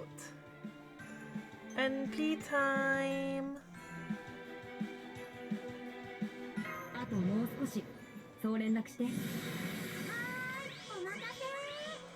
A couple more skill Yeah. animations.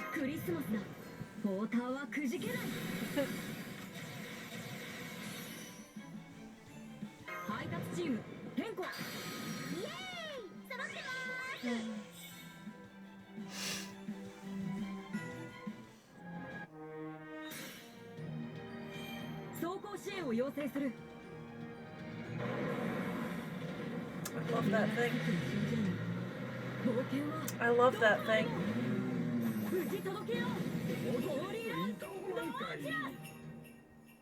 It kind of looks like a duck. Do you know what a duck is, Knick-Knack? Yes. So the next is actually going to be a introduction video. This is for... I don't mean the animal, the duck. Yes, I know. The Okay. the ones that drive around the Bay of San Francisco. Yeah, those. Yeah. It looks like a duck. Okay. Oh, so this is Grand Rider? Yep, we're getting into Noah. Oh, okay. Okay, so we're moving on from Nemo. All right. But not in my heart.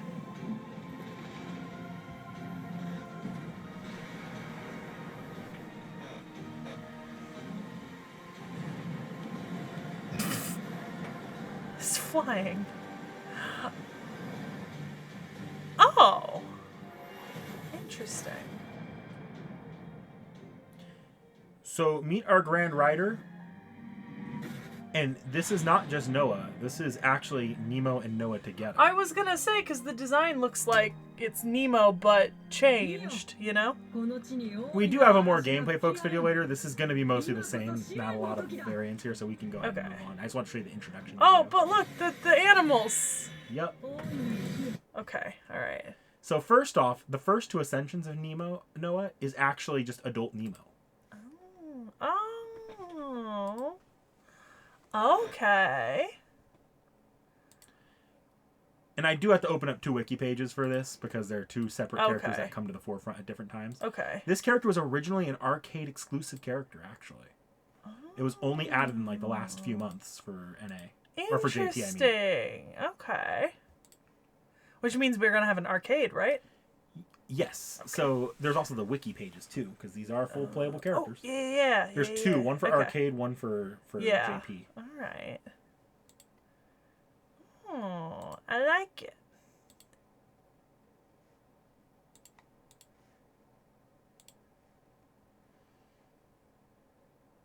Oh, you know what?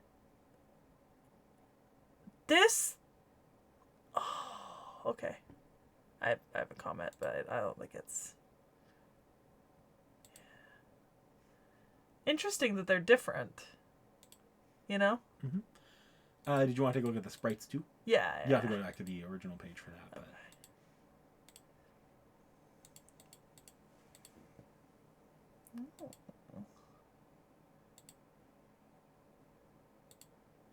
Okay. So this is our Grand Rider in both story and in the Grand Duels. Mm-hmm. He's from the arcade version of the game in its timeline, and for a long time was exclusive, literally only becoming playable in FGO in the last few months. Mm-hmm. This is not just Noah, it's actually Noah grafted onto Nemo's spirit origin, which is why I have 2 Type Moon pages open here. Mm-hmm. Basically what happened was that Noah and Nemo were both summoned into the FGO arcade version of the Babylonia called Babylon, where Nebuchadnezzar II hijacked Gilgamesh's spirit origin. I remember you explaining that to me. Yep. Noah was the counter to Draco, who was present in the Singularity and was responsible because she was recreating Tiamat's Chaos Tide. So you can imagine where this is why I was like, yeah, you can go over the variations on the Great Flood myth if you want, because they are drawing that parallel there. Yeah, because Tiamat and Abzu and, the primordial ocean and chaos. Unfortunately, though, before that purpose could be carried out, Noah was injured and gravely injured. So Nemo offered his spirit origin to Noah, where they both take up dual residency in the body. Mm-hmm. At any moment, one or the other can come forward on the personality, but they are one spirit origin now, just called Nemo Noah or Noah Nemo. I kind of love these added traits to his personality, given that I know that he's an adult now. Mm-hmm. It's kind of hilarious. It's he really likes alcohol, and he strips, and he gets more erotic, and he likes getting matching things. That's hilarious. You know what I mean? Mm-hmm. That's fantastic. So he would ultimately deal with Draco and witness the end of Ritska's journey. He would then manage to travel to the main FGO timeline, where, due to a series of events, including a raid against Noah's Ark itself, he allows himself to be the duel against Chaldea to test their ability to wield the Grand Rider class, ultimately joining forces with them for the Part 2 climax. Mm-hmm. We have 2 pages of relationships we'll have to look through, because I think they both have separate listings for that. We don't. Do they not really? Nope. Oh, look at that. No relationships on this page. Okay. Just these added traits here, which I think are absolutely hilarious. And then I actually pulled up the because I wanted to just see. Wild. It's so rare for us to get an artist that we're doing for the first time, because I've not done Taigong Wang yet. No, you've not. And I don't know who Dove and Raven are. They're actually going to come up here. Oh, okay. So it's going to be part of this. And then Harada Sanosuke? Another. I don't. So, this is the first person we're seeing from this artist. That's rare these days, Mm-hmm. If they've done multiple, that's rare. All right. So I've got abilities here, but I have relationships here. There is some very funny commentary here in the personality I believe section. he is a drunk, like he was in. Yes, yeah. It does make weakness for alcohol and likes to strip down. I do like this note. His sleeping posture is so erotic that it causes ceaseless trouble for those around him. I think that's really funny. Oh. Oh. Okay, not too many relationships. Mostly because he's new. Mm-hmm. A descendant of my son Shem. Why, he has a neat face and is rather vile. I mean wild. He smashed stone tablets with his bare hands and even parted the Red Sea. I wonder who he took it from. His descendant, Judge Samson, too. I heard he was also famous for his unparalleled strength. I see. When I think about it, Grandpa Methuselah was also an aggressive person, so it's probably running through our Funny that I mentioned Methuselah, because I did not know that this was going to come up. So is Moses a character yet?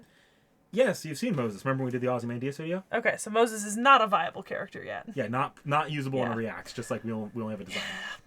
I'd be a little nervous if I stood next to his, her side, I guess. Right, that. Speaking of which, on the matter of the geological layers of fossils he discovered, which he fumbled in the manuscripts he left behind. Yes, the Great Flood. Why do we find sea fossils in the mountains? It's wrong to attribute it to Noah's Great Flood. I'm afraid that one all-powerful genius will pester me. Still, he is pious. In his later years, he made several sketches of deluges and floods. So in his views on nature, the end of the world has always been associated with the biblical image of the Great Flood. Flood talks, wonder when we can do it. It's strange. It's as if death has taken a human form with a frightening appearance devoid of life.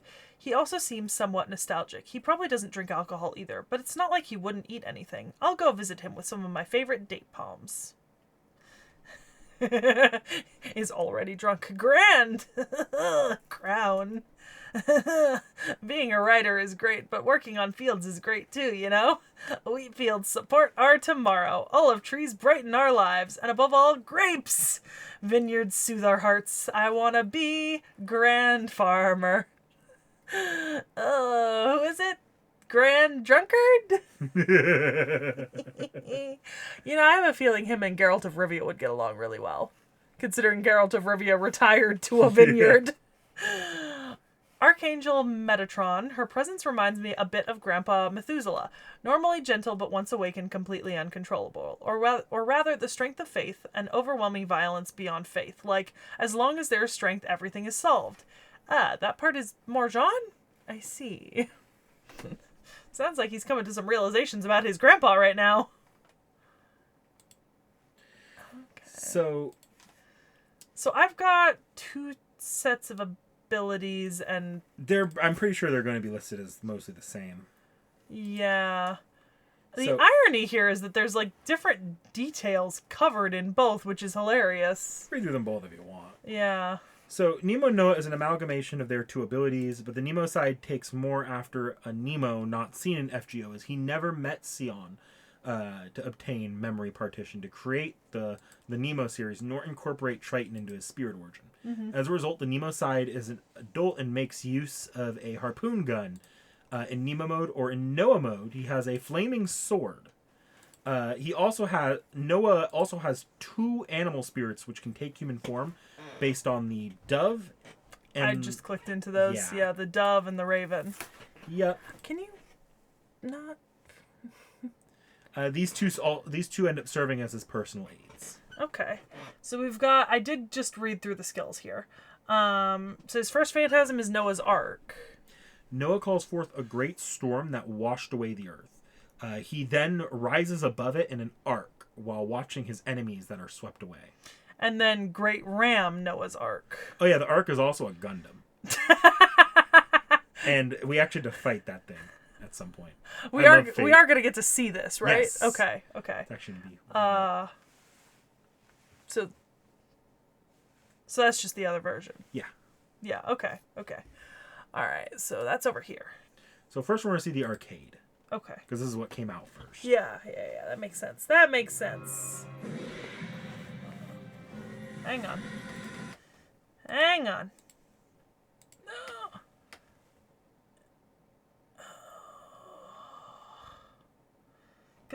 Okay. I was like, because that also looks... Oh, that's got other stuff going on. It's like I was trying to find a higher quality video. These arcades are a little weird because they're not sourced Yeah. directly online. They're like... Yeah. Oh. ライダー、ネモ。呼び声に応え、参戦する。人の善悪による戦いに関わる気はないが、君の作戦が急性であるのなら、必ず目的地まで送り届けよう。何？僕の顔に見覚えでも？誰でもないネモ。I've never wanted to understand a interaction more in my life. そうだね。 You know what I mean? 今のネモは勝手が違う。 I want to know what he was saying. Nani to.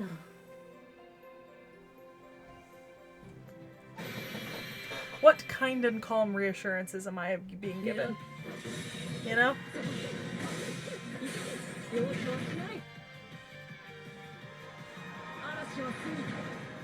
Oh, hey, look, an art.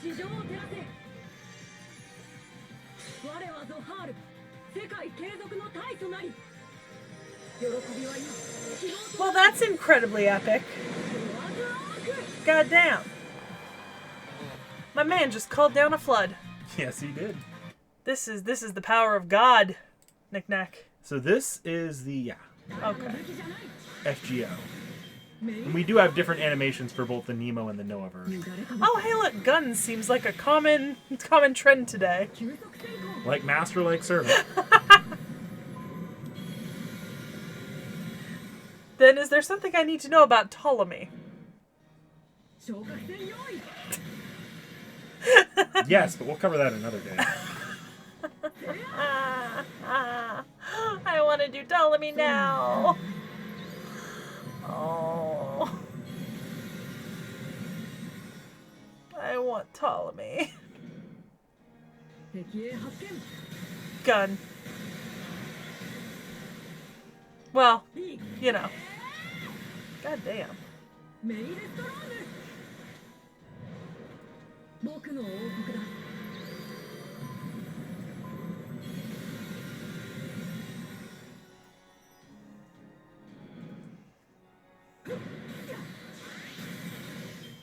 So how do I get this Nemo? This is a limited 5-star servant that'll drop in a little less than 2 years. Oh, yeah, because it just came out. Yep. Okay. そうなんや So Or this you go one, to Japan and play the arcade game. Yeah. Well, yeah. Yeah. So a little less than 2 years. 運を天に委ねる Nick, you gotta stop showing me servants I like. It's really inconvenient. I can tell.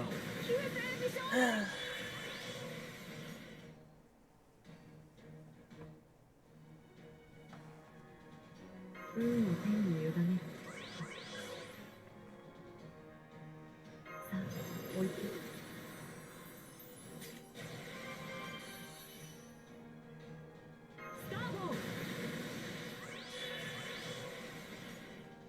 I'm just waiting for NP at this point. Yay. 嵐は過ぎた箱舟よ地上を照らせ我はどう張る世界継続の神となり喜びは今希望とならん黄金の虹ノアズ God, that's cool. You know, respectfully, would smash Adult Nemo. But, like, actually genuinely respectfully. You know what I mean? Yeah. The fact that he has long blonde hair is part of this, but also just genuine respect. 清き獣たち Noah Nemo seems like a cool dude, you know?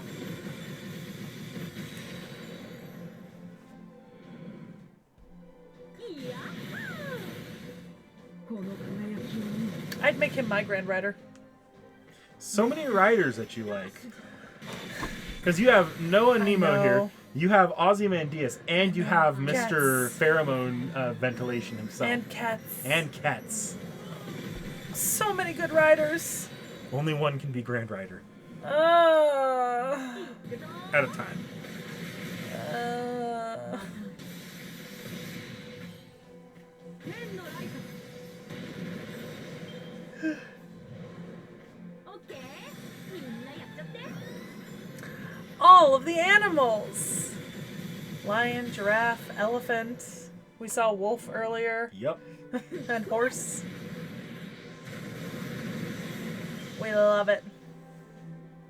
赤色との守り手ラハット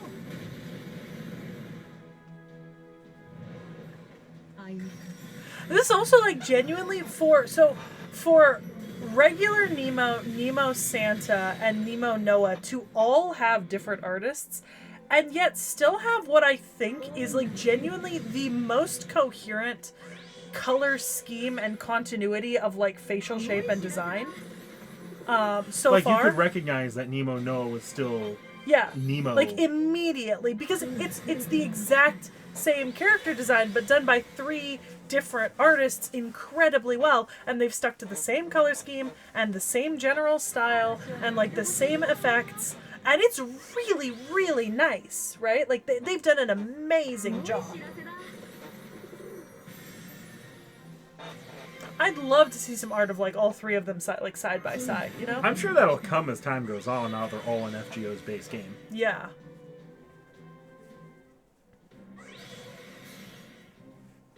Because, like, even this, which is arguably the most out there of all the arts, still matches in style and color. Gundam. Gundam! I do love a good Gundam, Knick-Knack. You know this about me. I love a good Gundam. I would play this Gunpla kit. The final one is the raid that was ongoing. Oh, so this is where you had to fight him? Yep. Oh. Well, obviously there's the duel with Nemo you saw a little earlier Also, at the start. that's a hell of a team. I know almost everyone there. I don't know this person, though. You do not. I do not. I do know that person, and I know those 3 people, because there's 2 copies of... Is that Castoria? Yes. Yeah, two Castorias. Castoria's broken as fuck. That's So what this those is two an arts Castorias. team, right? Yes. Okay. Maybe an extra character in there for Bond, but... Yeah.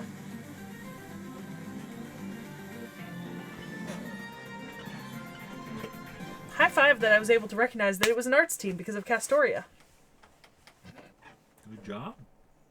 I'm learning. very, very slowly.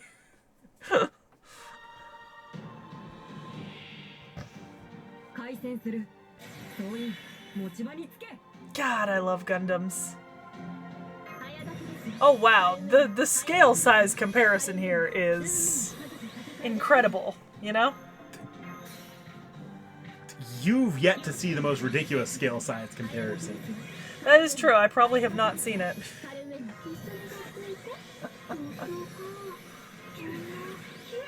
I like that he's not even, like, facing them, he's just kind of standing in the center, like, you know? They've done that a few times recently. Yeah, but I haven't seen it. Oh no, I know. I'm just saying, like that's a relatively new thing that they like to do. Yeah. Okay, Castoria, we know. Mulong. And Tiamat larva. Right? Yep. Just waiting for the end of this player phase so we see the enemy pull off a little bit. Unless they one-turn this thing. I didn't check to see if they one-turned this thing. It's not a long video length. No, it's not. Okay, so we've dropped 3 NPs in a row. Yeah, the previous 2 were support. Yeah. I think they just one-turned this thing. Oh, no, they didn't. Oh, no, they're gonna 2-turn it. Yeah, which is fine. That's what we need. We just need to see the animation. Fucking Christ. Oh my god, look at all the buffs. Jesus Yeah, Christ. that's Castoria play right there. And then also Summer Tiamat, who you haven't seen much of Yeah. yet. So we'll... Oh my god. And because it's Arts, we looped Nemo's NP. Yep. Because Arts loops NP. Which is the benefit of Castoria and an Arts team. Castoria also helps quick loop, too, which is ridiculous. Oh, yeah. Yeah. And then for... No, to this day is still the best survivability circuit for Buster. Yeah. And then we just wrecked the shit out of Look, this thing. you could drop another Nemo NP. Oh my god!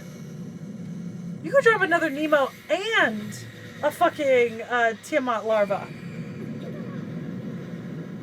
And a Castoria. Which is... And they healed.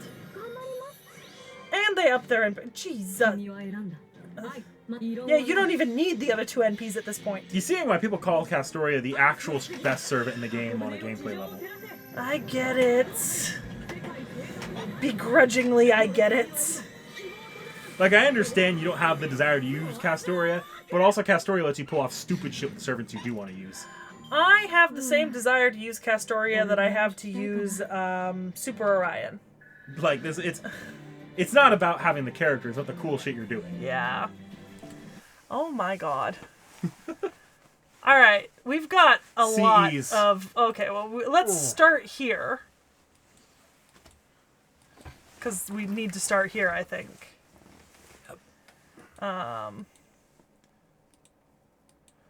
Look, Merry Christmas. You guys are getting a very long video today. Oh yeah, I'm actually, Knick-Knack, if you check the schedule, I think this video might actually be going up on Christmas Day or on Christmas Eve.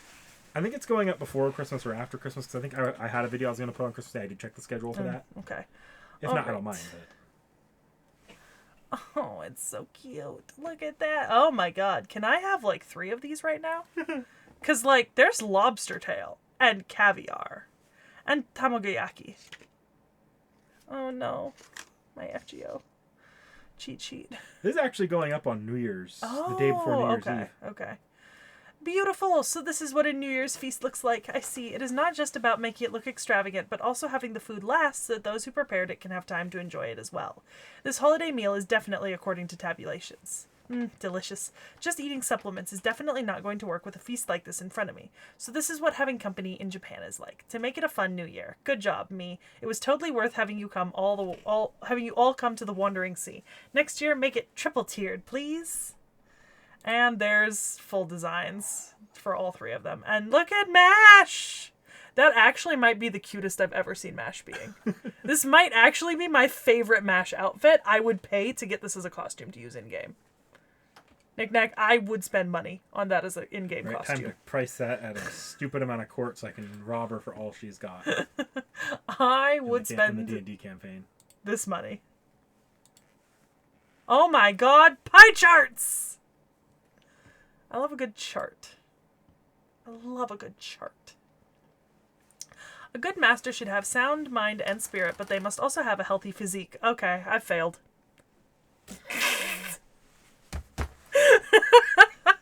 Now, it's up to you to determine which part of that I've failed, and if it's more than one.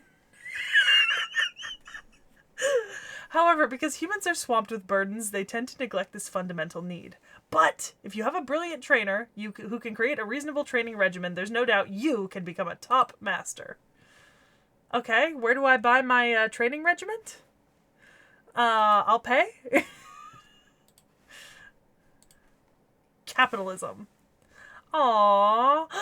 Oh, wait, this is another one. This is like the other one. Okay, so there's a Saint Court pin, and there's a Medjed pin, and there's a little Chaldea emblem pin, and that's a Blaze of Wisdom pin, I think. It's all on this Cathpalug bag. Okay, these pins are definitely representative of something. Last time I said that, somebody in the comments did tell me what they were, so I would like a repeat on figuring out what they are. Also, look at Nemo in the background with a Cathpalug hat and backpack. I wonder if this CE will come back. Oh my god! It's so cute. And look at the fucking Gudako. No, female master. Same. Yeah, the fucking Gudako back here.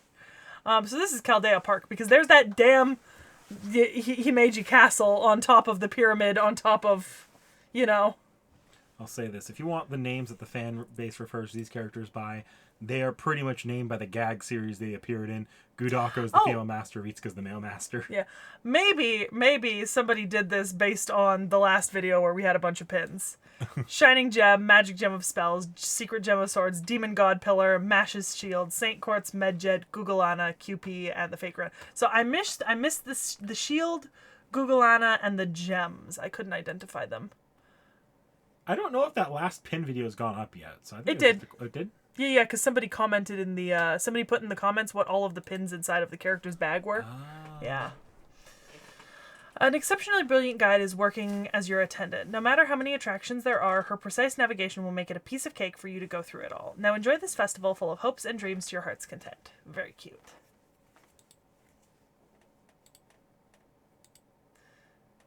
Hey, is that little Da Vinci? Yep. And look who's in the background. Nemo. They're spinning tops. I know, it's so cute. Oh, there's no extra art. That's actually really sad. Even though it's nice to compete to see how fast the gears in our head turn, competing to see who can spin tops the fastest is another way to have fun, since we're all dressed to the nines to greet the new year. But try not to get dizzy from watching the beautiful girls playfully dance and spin about.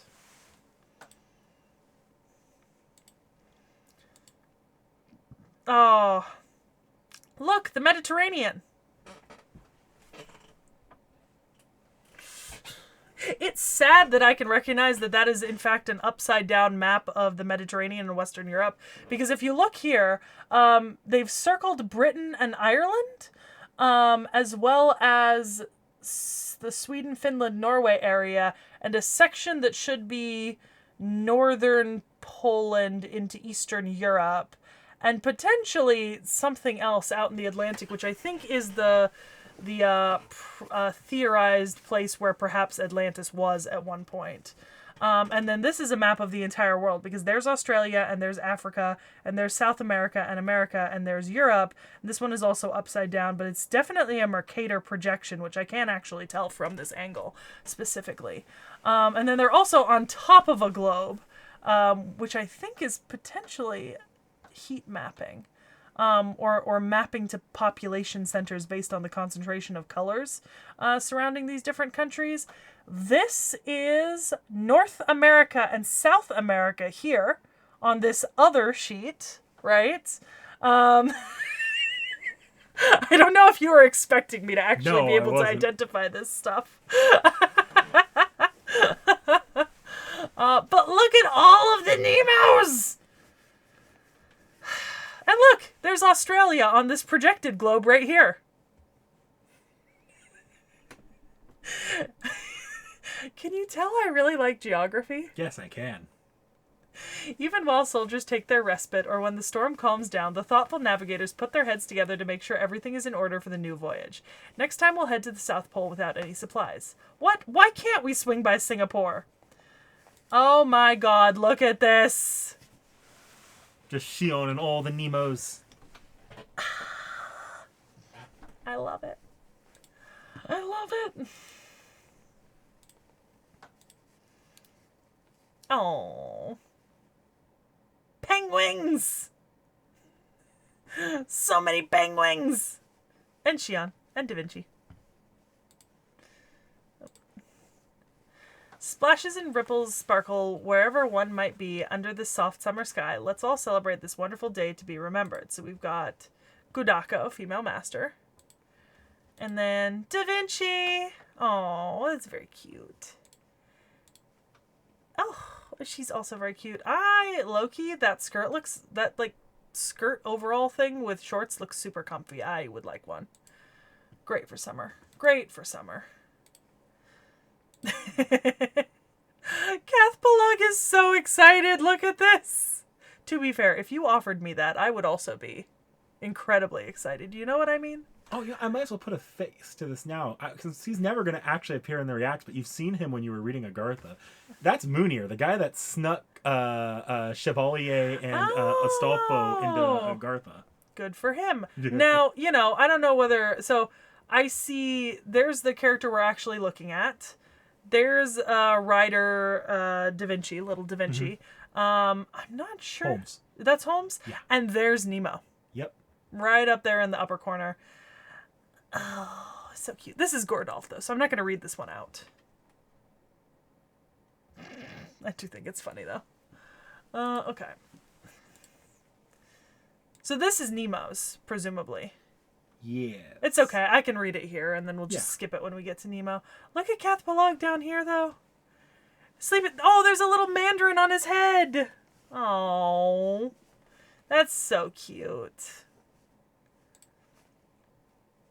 Hey, Master, did you know that if a lion dance bites you, you become a natural ward against evil? I mean, I don't really care about that kind of thing, but since it's New Year and all, I might as well try, right? Okay, here goes. Roar! How was that? Thus, once again, the alchemist watched over the Lion Cub with a smile on her face as he took advantage of their time alone to behave like one of his marines. That's actually so fucking cute. What the fuck? I'm getting cuteness aggression over this character. I swear to God. I actually know everyone in this image. Yes, you do. Yeah. Because this is one of my favorite masters. Yep. Yep. Because it's Anna's master. Kadok, Ritsuka, and Shion all together. Yep.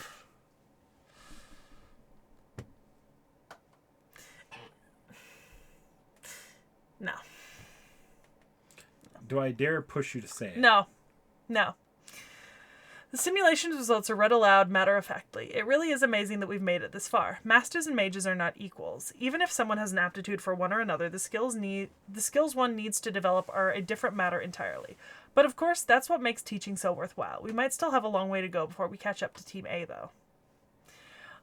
You know what I'm really upset about, actually, recently? So, Kadok got a Nendroid, right, on release. Anna still hasn't gotten one. And the thing is, I don't necessarily want to buy Kadok on his own because I can't really justify it because I haven't really dealt with him in story yet, right? Even though I'm a huge fan of him. But I would want to buy him with Anna, and there isn't a Nendroid of Anna. And I'm very upset by that. You know what I mean? Mm-hmm. Anyway, so I've actually seen this one before, but the last time I saw this, I didn't know everyone in it. I think I know basically everyone in this now. More or less. Yeah. Because now these are all the Marines, and I was like, I didn't recognize them before, but, they're so cute. They're all over the place. That's adorable. Why is the master naked? It's learning with manga. The Yeah. master's almost always naked. Yeah. Yeah. Okay. Oh. Oh. Okay.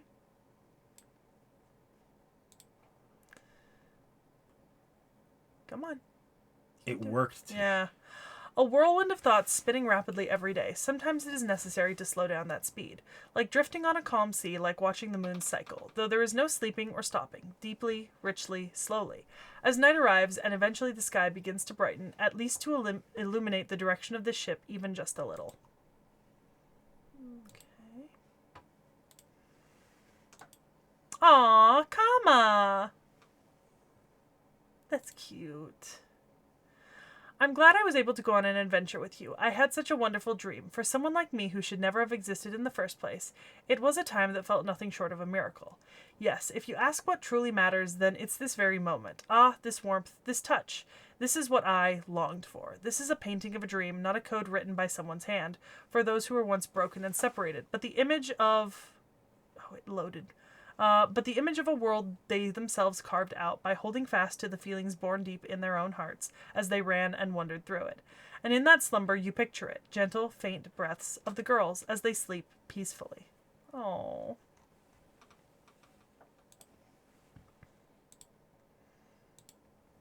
They're all idiots. I love them. I see Nemo. I see her. I see Holmes. I see Da Vinci. I see MASH. I see Gordolph. I see Mailmaster. I see margarita pizza. I would kill for a margarita pizza. Oh.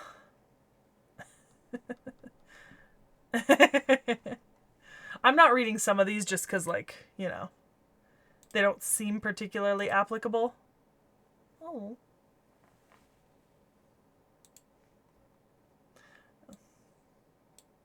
This looks like... This is Ninth Annie.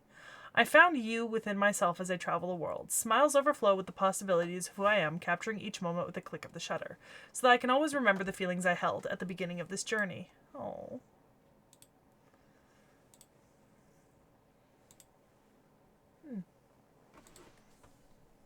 Jesus. Are these really new, or are people just not translating them? No, this is pretty new. Okay. When the hand of evil reaches Chaldea, a magical girl appears from the alleyway. Don't worry, everything is going according to plan. The light unleashed from the Atlas stick is said to instantly halt the target's thoughts. Ooh, a magical girl. Okay, this is just the Chinese festival celebration. But it's very cute. Look at them. Look at them. Kath Palug in a little snowsuit is actually possibly one of the cutest things I've ever experienced in my life. Do you know what I mean? Mm-hmm. It's so cute.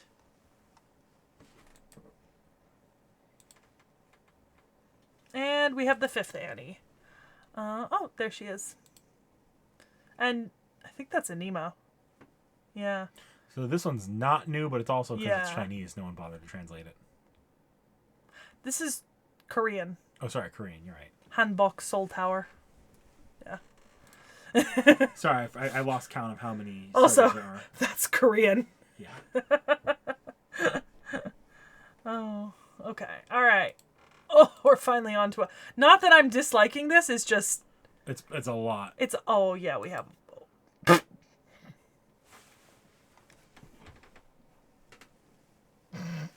It's actually so cute. Oh. Looks so determined. I love it. I love it. Okay, first we got... Oh, dear God.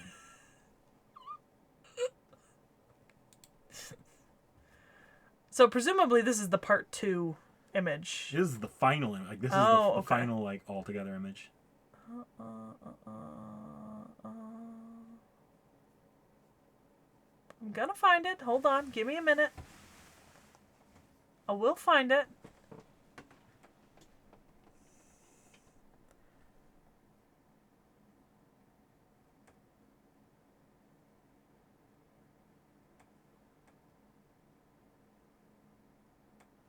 Am I just dumb?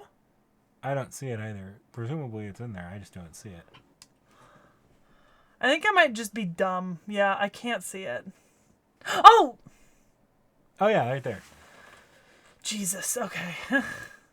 Oh.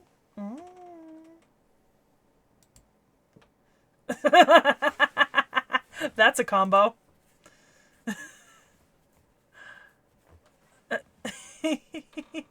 sorry, I'll stop them. Or I'll try to stop them. Oh, Domon. Oh, I've seen this. Okay. Yeah, I've seen this. And then you were like, we haven't gotten to some of those things yet. Oh. Oh?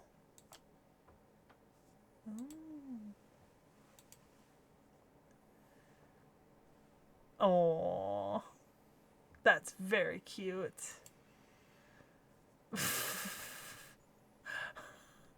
The shirt is so big on him. Oh my god. Oh my god is what's about to happen. Oh, that's very cute. Because... foot pick. Okay, we saw this. We saw this. We didn't see that. We didn't see that. We did see this. Didn't see that. Didn't see that. Didn't see that. No. No. Did see this.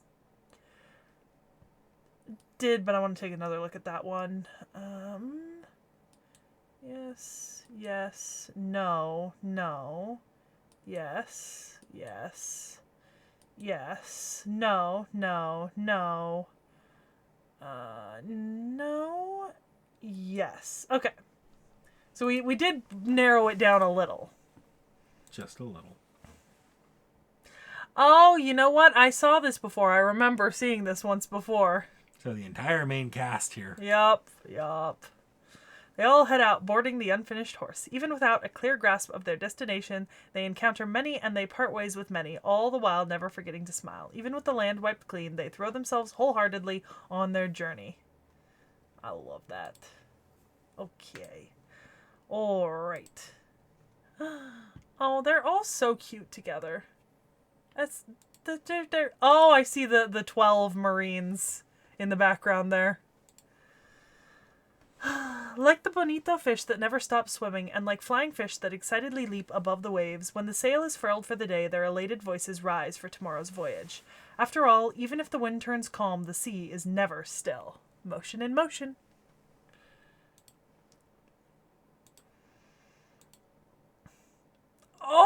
Nemo and all of the Nemos. I love it. This was the picture that you took right after we finished our test drive of the new Nautilus. The ship gained a purpose that was worth fighting for. The crew was blessed with the adventure they had longed for. And the captain met a master. A character taken from a fictional novel, a child of the sea god who only existed in a snippet of mythology. What was born after combining these two resulted in me becoming not a heroic spirit, but a phantom spirit. And quite honestly, I didn't have much confidence to fulfill the duties as captain, nor I didn't have that much of a desire to save the world. Yet, I still wanted to go on a voyage. I wanted to go on a heart-pounding adventure. It wasn't just the readers who longed for a man of faith who was also eccentric, mysterious, and scary. And the reason why I, as this fragmentary phantom spirit, started to get serious was when I met this protagonist who was just as incompetent, helpless, and they wouldn't be able to get by unless someone had to take care of them. Adventures test and cultivate anyone equally, and we realized that upon our summoning. The ship had gained a purpose that was worth fighting for. The crew was blessed with the adventure they had longed for, and the captain met a master. This was a picture that commemorated that moment. It's a great memory of when we set sail that I still hold dear in my heart. And as long as I have this memory, I, Captain Nemo, will continue to protect your travels until the very end. Oh, there's so many Nemos, and I love them all. That's adorable. It's like Gordolph. But as like a face that they're like putting together. It's like a little game. Yeah. They say innocence purifies evil, but the simple fact of the matter is that rather than grumpy faces, cheerful faces surrounding a cramped table make it that much more likely for good fortune to grace you. Aww. This is what I want, Knick-Knack. Look at all the little figures. I want them all, and a little Nautilus, and I'll display them together. It's that simple. Oh, it's a constellation navigational device. Yeah. Nemo 1 Marines. Aww. Aww. I want this IRL.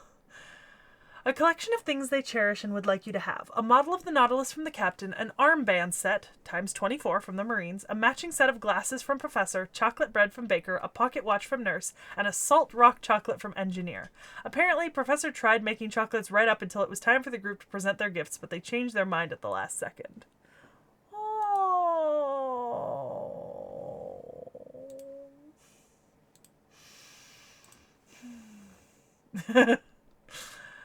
Skill at soccer is everything in this world. One day, a mysterious man who is literally shrouded in menace suddenly appears before a group of boys who are supposed to pave the road to a new era. I'm not so weak as to be tossed around by that heavy tide. I can charge through. Sorry, I'll try to stop them. The only person who should be looking down us from above is Sister.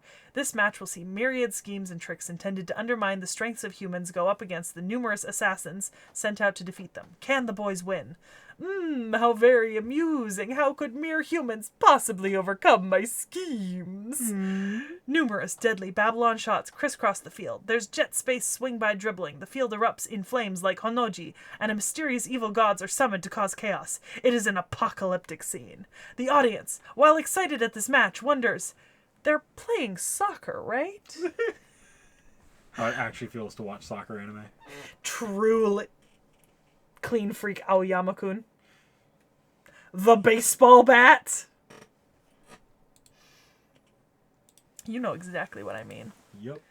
Oh man, they're on holiday. It's Holmes, Master, and Nemo. They're in a library, not on holiday.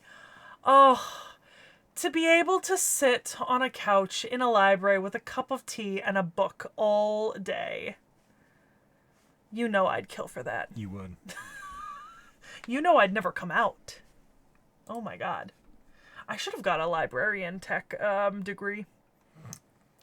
A giant library that exists unnoticed within Novum Chaldea. Regardless of the circumstances of its creation, it is virtually comprehensive trove of wisdom. All manner of encounters await the curious reader. Every turn of page is sure to enrich you with memories surpassing time. Sign me the fuck up. Give me a nice chair and a... God.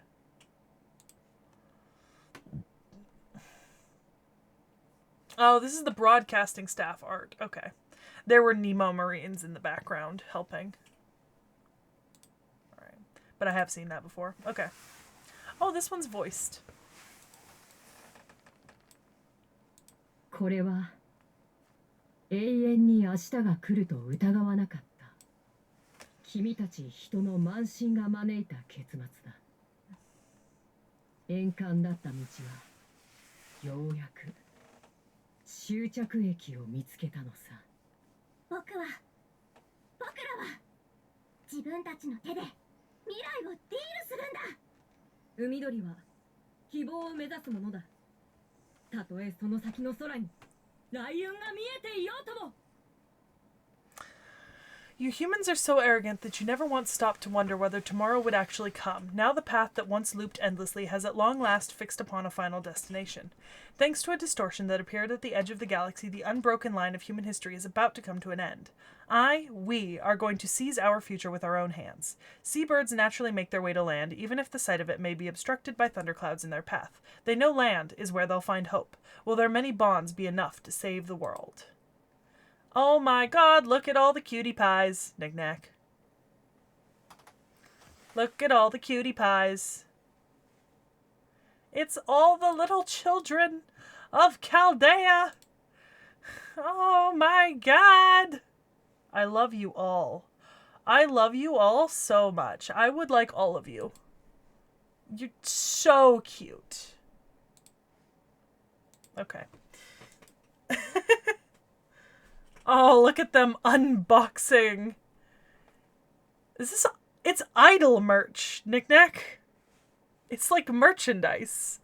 So here's a little like poison apple, and there's like Saint Quartz light sticks, and you know. After several journeys and lots of amazing encounters, both our hearts and our storage containers are filled to the brim with precious mementos.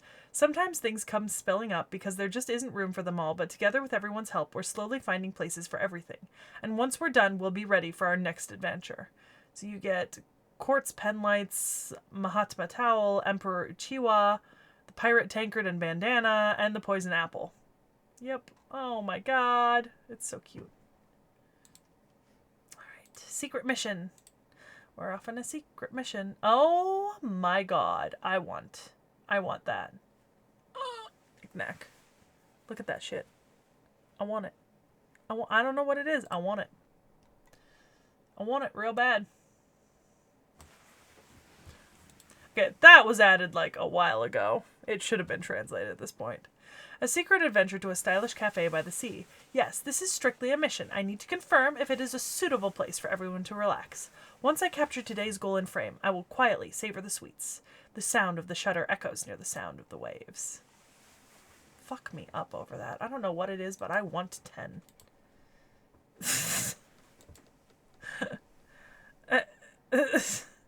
Nemo's down there, but also, what the fuck?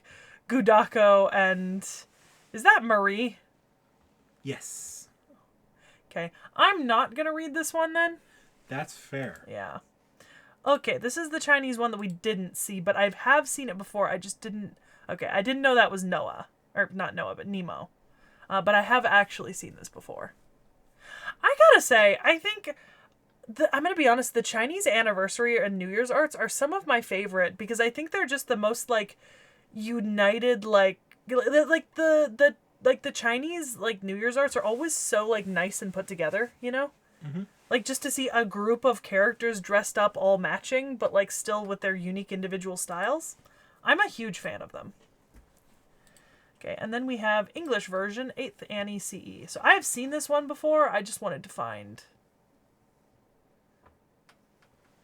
Where's Da Vinci?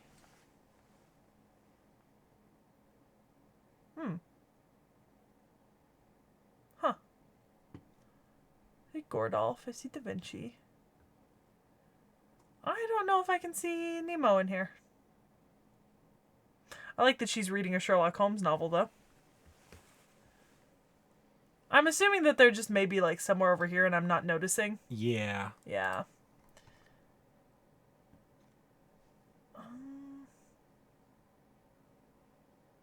Or not?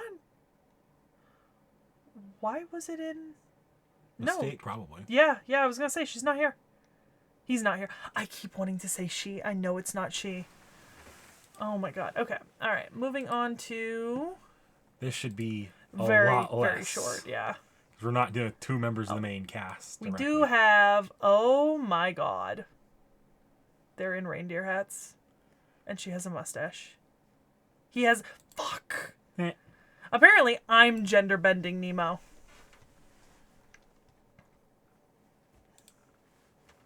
That's actually the cutest thing ever. Look at this shit. I love it! Yeah, there's only a couple. Oh. Holy Land. Oh. It's a little Christmas tree. I don't know if we'll be able to translate this we on might here. have to move that to go. Yeah. Well, we'll try. Oh. Oh, it's working today. Okay, it's gonna take a second.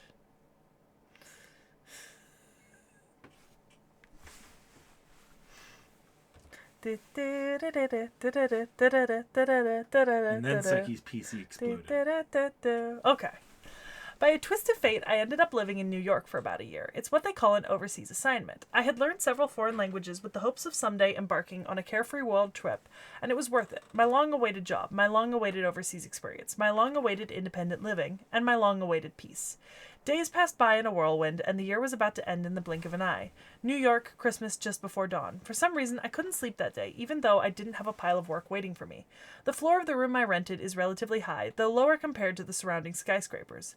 With a cup of coffee in hand, I gazed at the lights below, savoring the moment. Just watching the city's activities brings me joy. My life is quite ordinary, lacking any distinctive features. I graduated from school, worked for a shipping company, and now I'm here. I have no experiences to boast about to others, nor have I encountered anything extraordinary. Oh wait, there was one time I met Santa Claus. That day was also a quiet night spent alone, much like this one. It was definitely in the winter of 2017. I step away from the desk to brew more coffee. Clatter. I thought I heard a small noise behind me, but I ignored it and headed to the kitchen, took out a new cup, brewed coffee and cocoa, and returned to the room. What? I thought I was going to surprise you. You're still as calm as ever. Well, yeah, I said with a smile, handing over the mug. After all, it's Christmas. Meeting Santa Claus again, isn't that strange?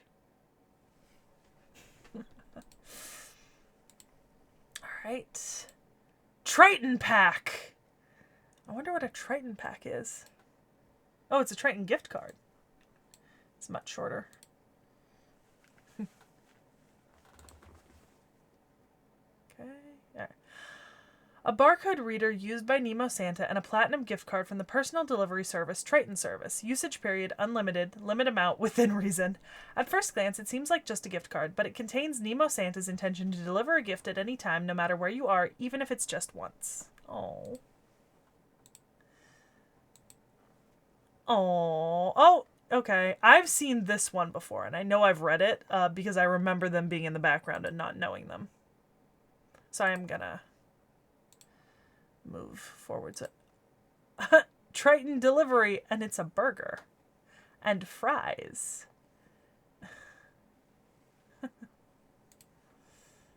Oh, voiced. プレゼントを配れるのはクリスマスだけじゃない。機会がこうやってやってくるよ。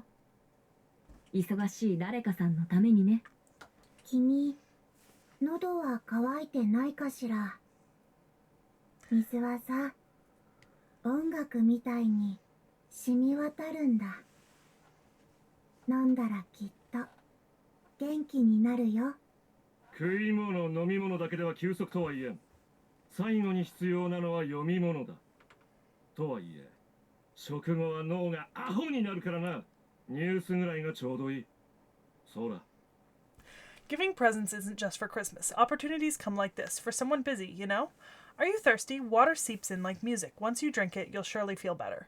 Food and drink alone don't count as rest. What you need at the end is something to read. That said, after a meal, the brain tends to get dull. Just some news is just right. Here, a brief rest during the journey. It seems that not only supplies were brought. Okay. Evocation. I don't think I should read that. No, you don't know all the characters here, so Yep. we'll come back to that. Okay.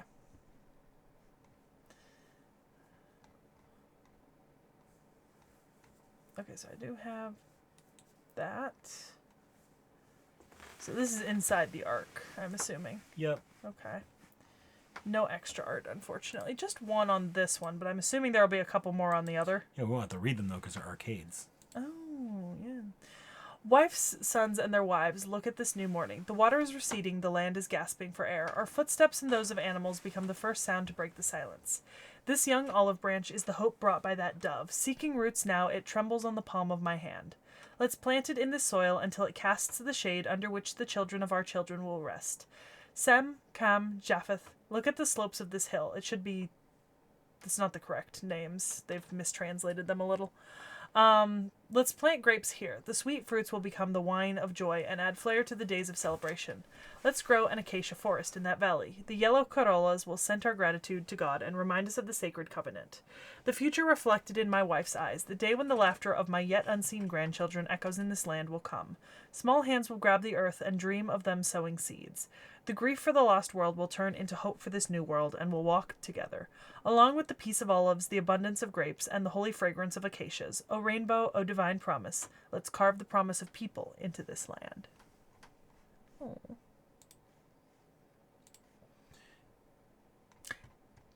It's the... Yeah, the it's bottom old. of the page. Old layouts. Yeah. Oh, yeah, it's just here. Oh, I love the color variations. That's cool. We don't get those very often, so. Now only in arcade. Yep. Okay. Got concept art. Oh, I love seeing the back of characters' outfits. You know what I mean? Mm-hmm. Because there's like so much detail sometimes in the back that you just don't get to see. Or like, this is what the pants look like. Here's what the shoes look like. Here's what the belt looks like close up. I love it. And then we actually just have one illustration by the artist. And that's it. that is Nemo. Whew, Sekhie, I'm tired. That was a lot. But what are you feeling like for all the characters we covered today? I love it. I love it unreservedly. I love it so much. You seemed universally happy with pretty much everything. I did. I genuinely loved every single aspect of this video. Everything we covered, I actually loved. From the charmingness of the multiple Nemos to the leg lock suplex bounce of Sion, to the arc with a badass flood the enemy out, and a slightly erotic half-dressed man. Yes. Every part of this I loved. I was not expecting this one to hit you as well as it did. Well, now I have 3 new captures? Yeah. 3 new capture goals. I need Nemo, Santa Nemo, and Noah Nemo. Oh boy. And hopefully, eventually they'll make Sion a pullable character. That's actually not unlikely given that she's a main protagonist of another Type Moon work. I want Sion as a pullable character. But yeah, this is the last reacts of the year. In fact, I was saying Merry Christmas. No, tomorrow is the New Year's Eve. Yeah, but we hope you all had a Merry Christmas. And we all hope you all have a Happy New Year. Now, I need to go take a phone call. I don't understand that reference, but I know some of you will. See you guys next time in 2026.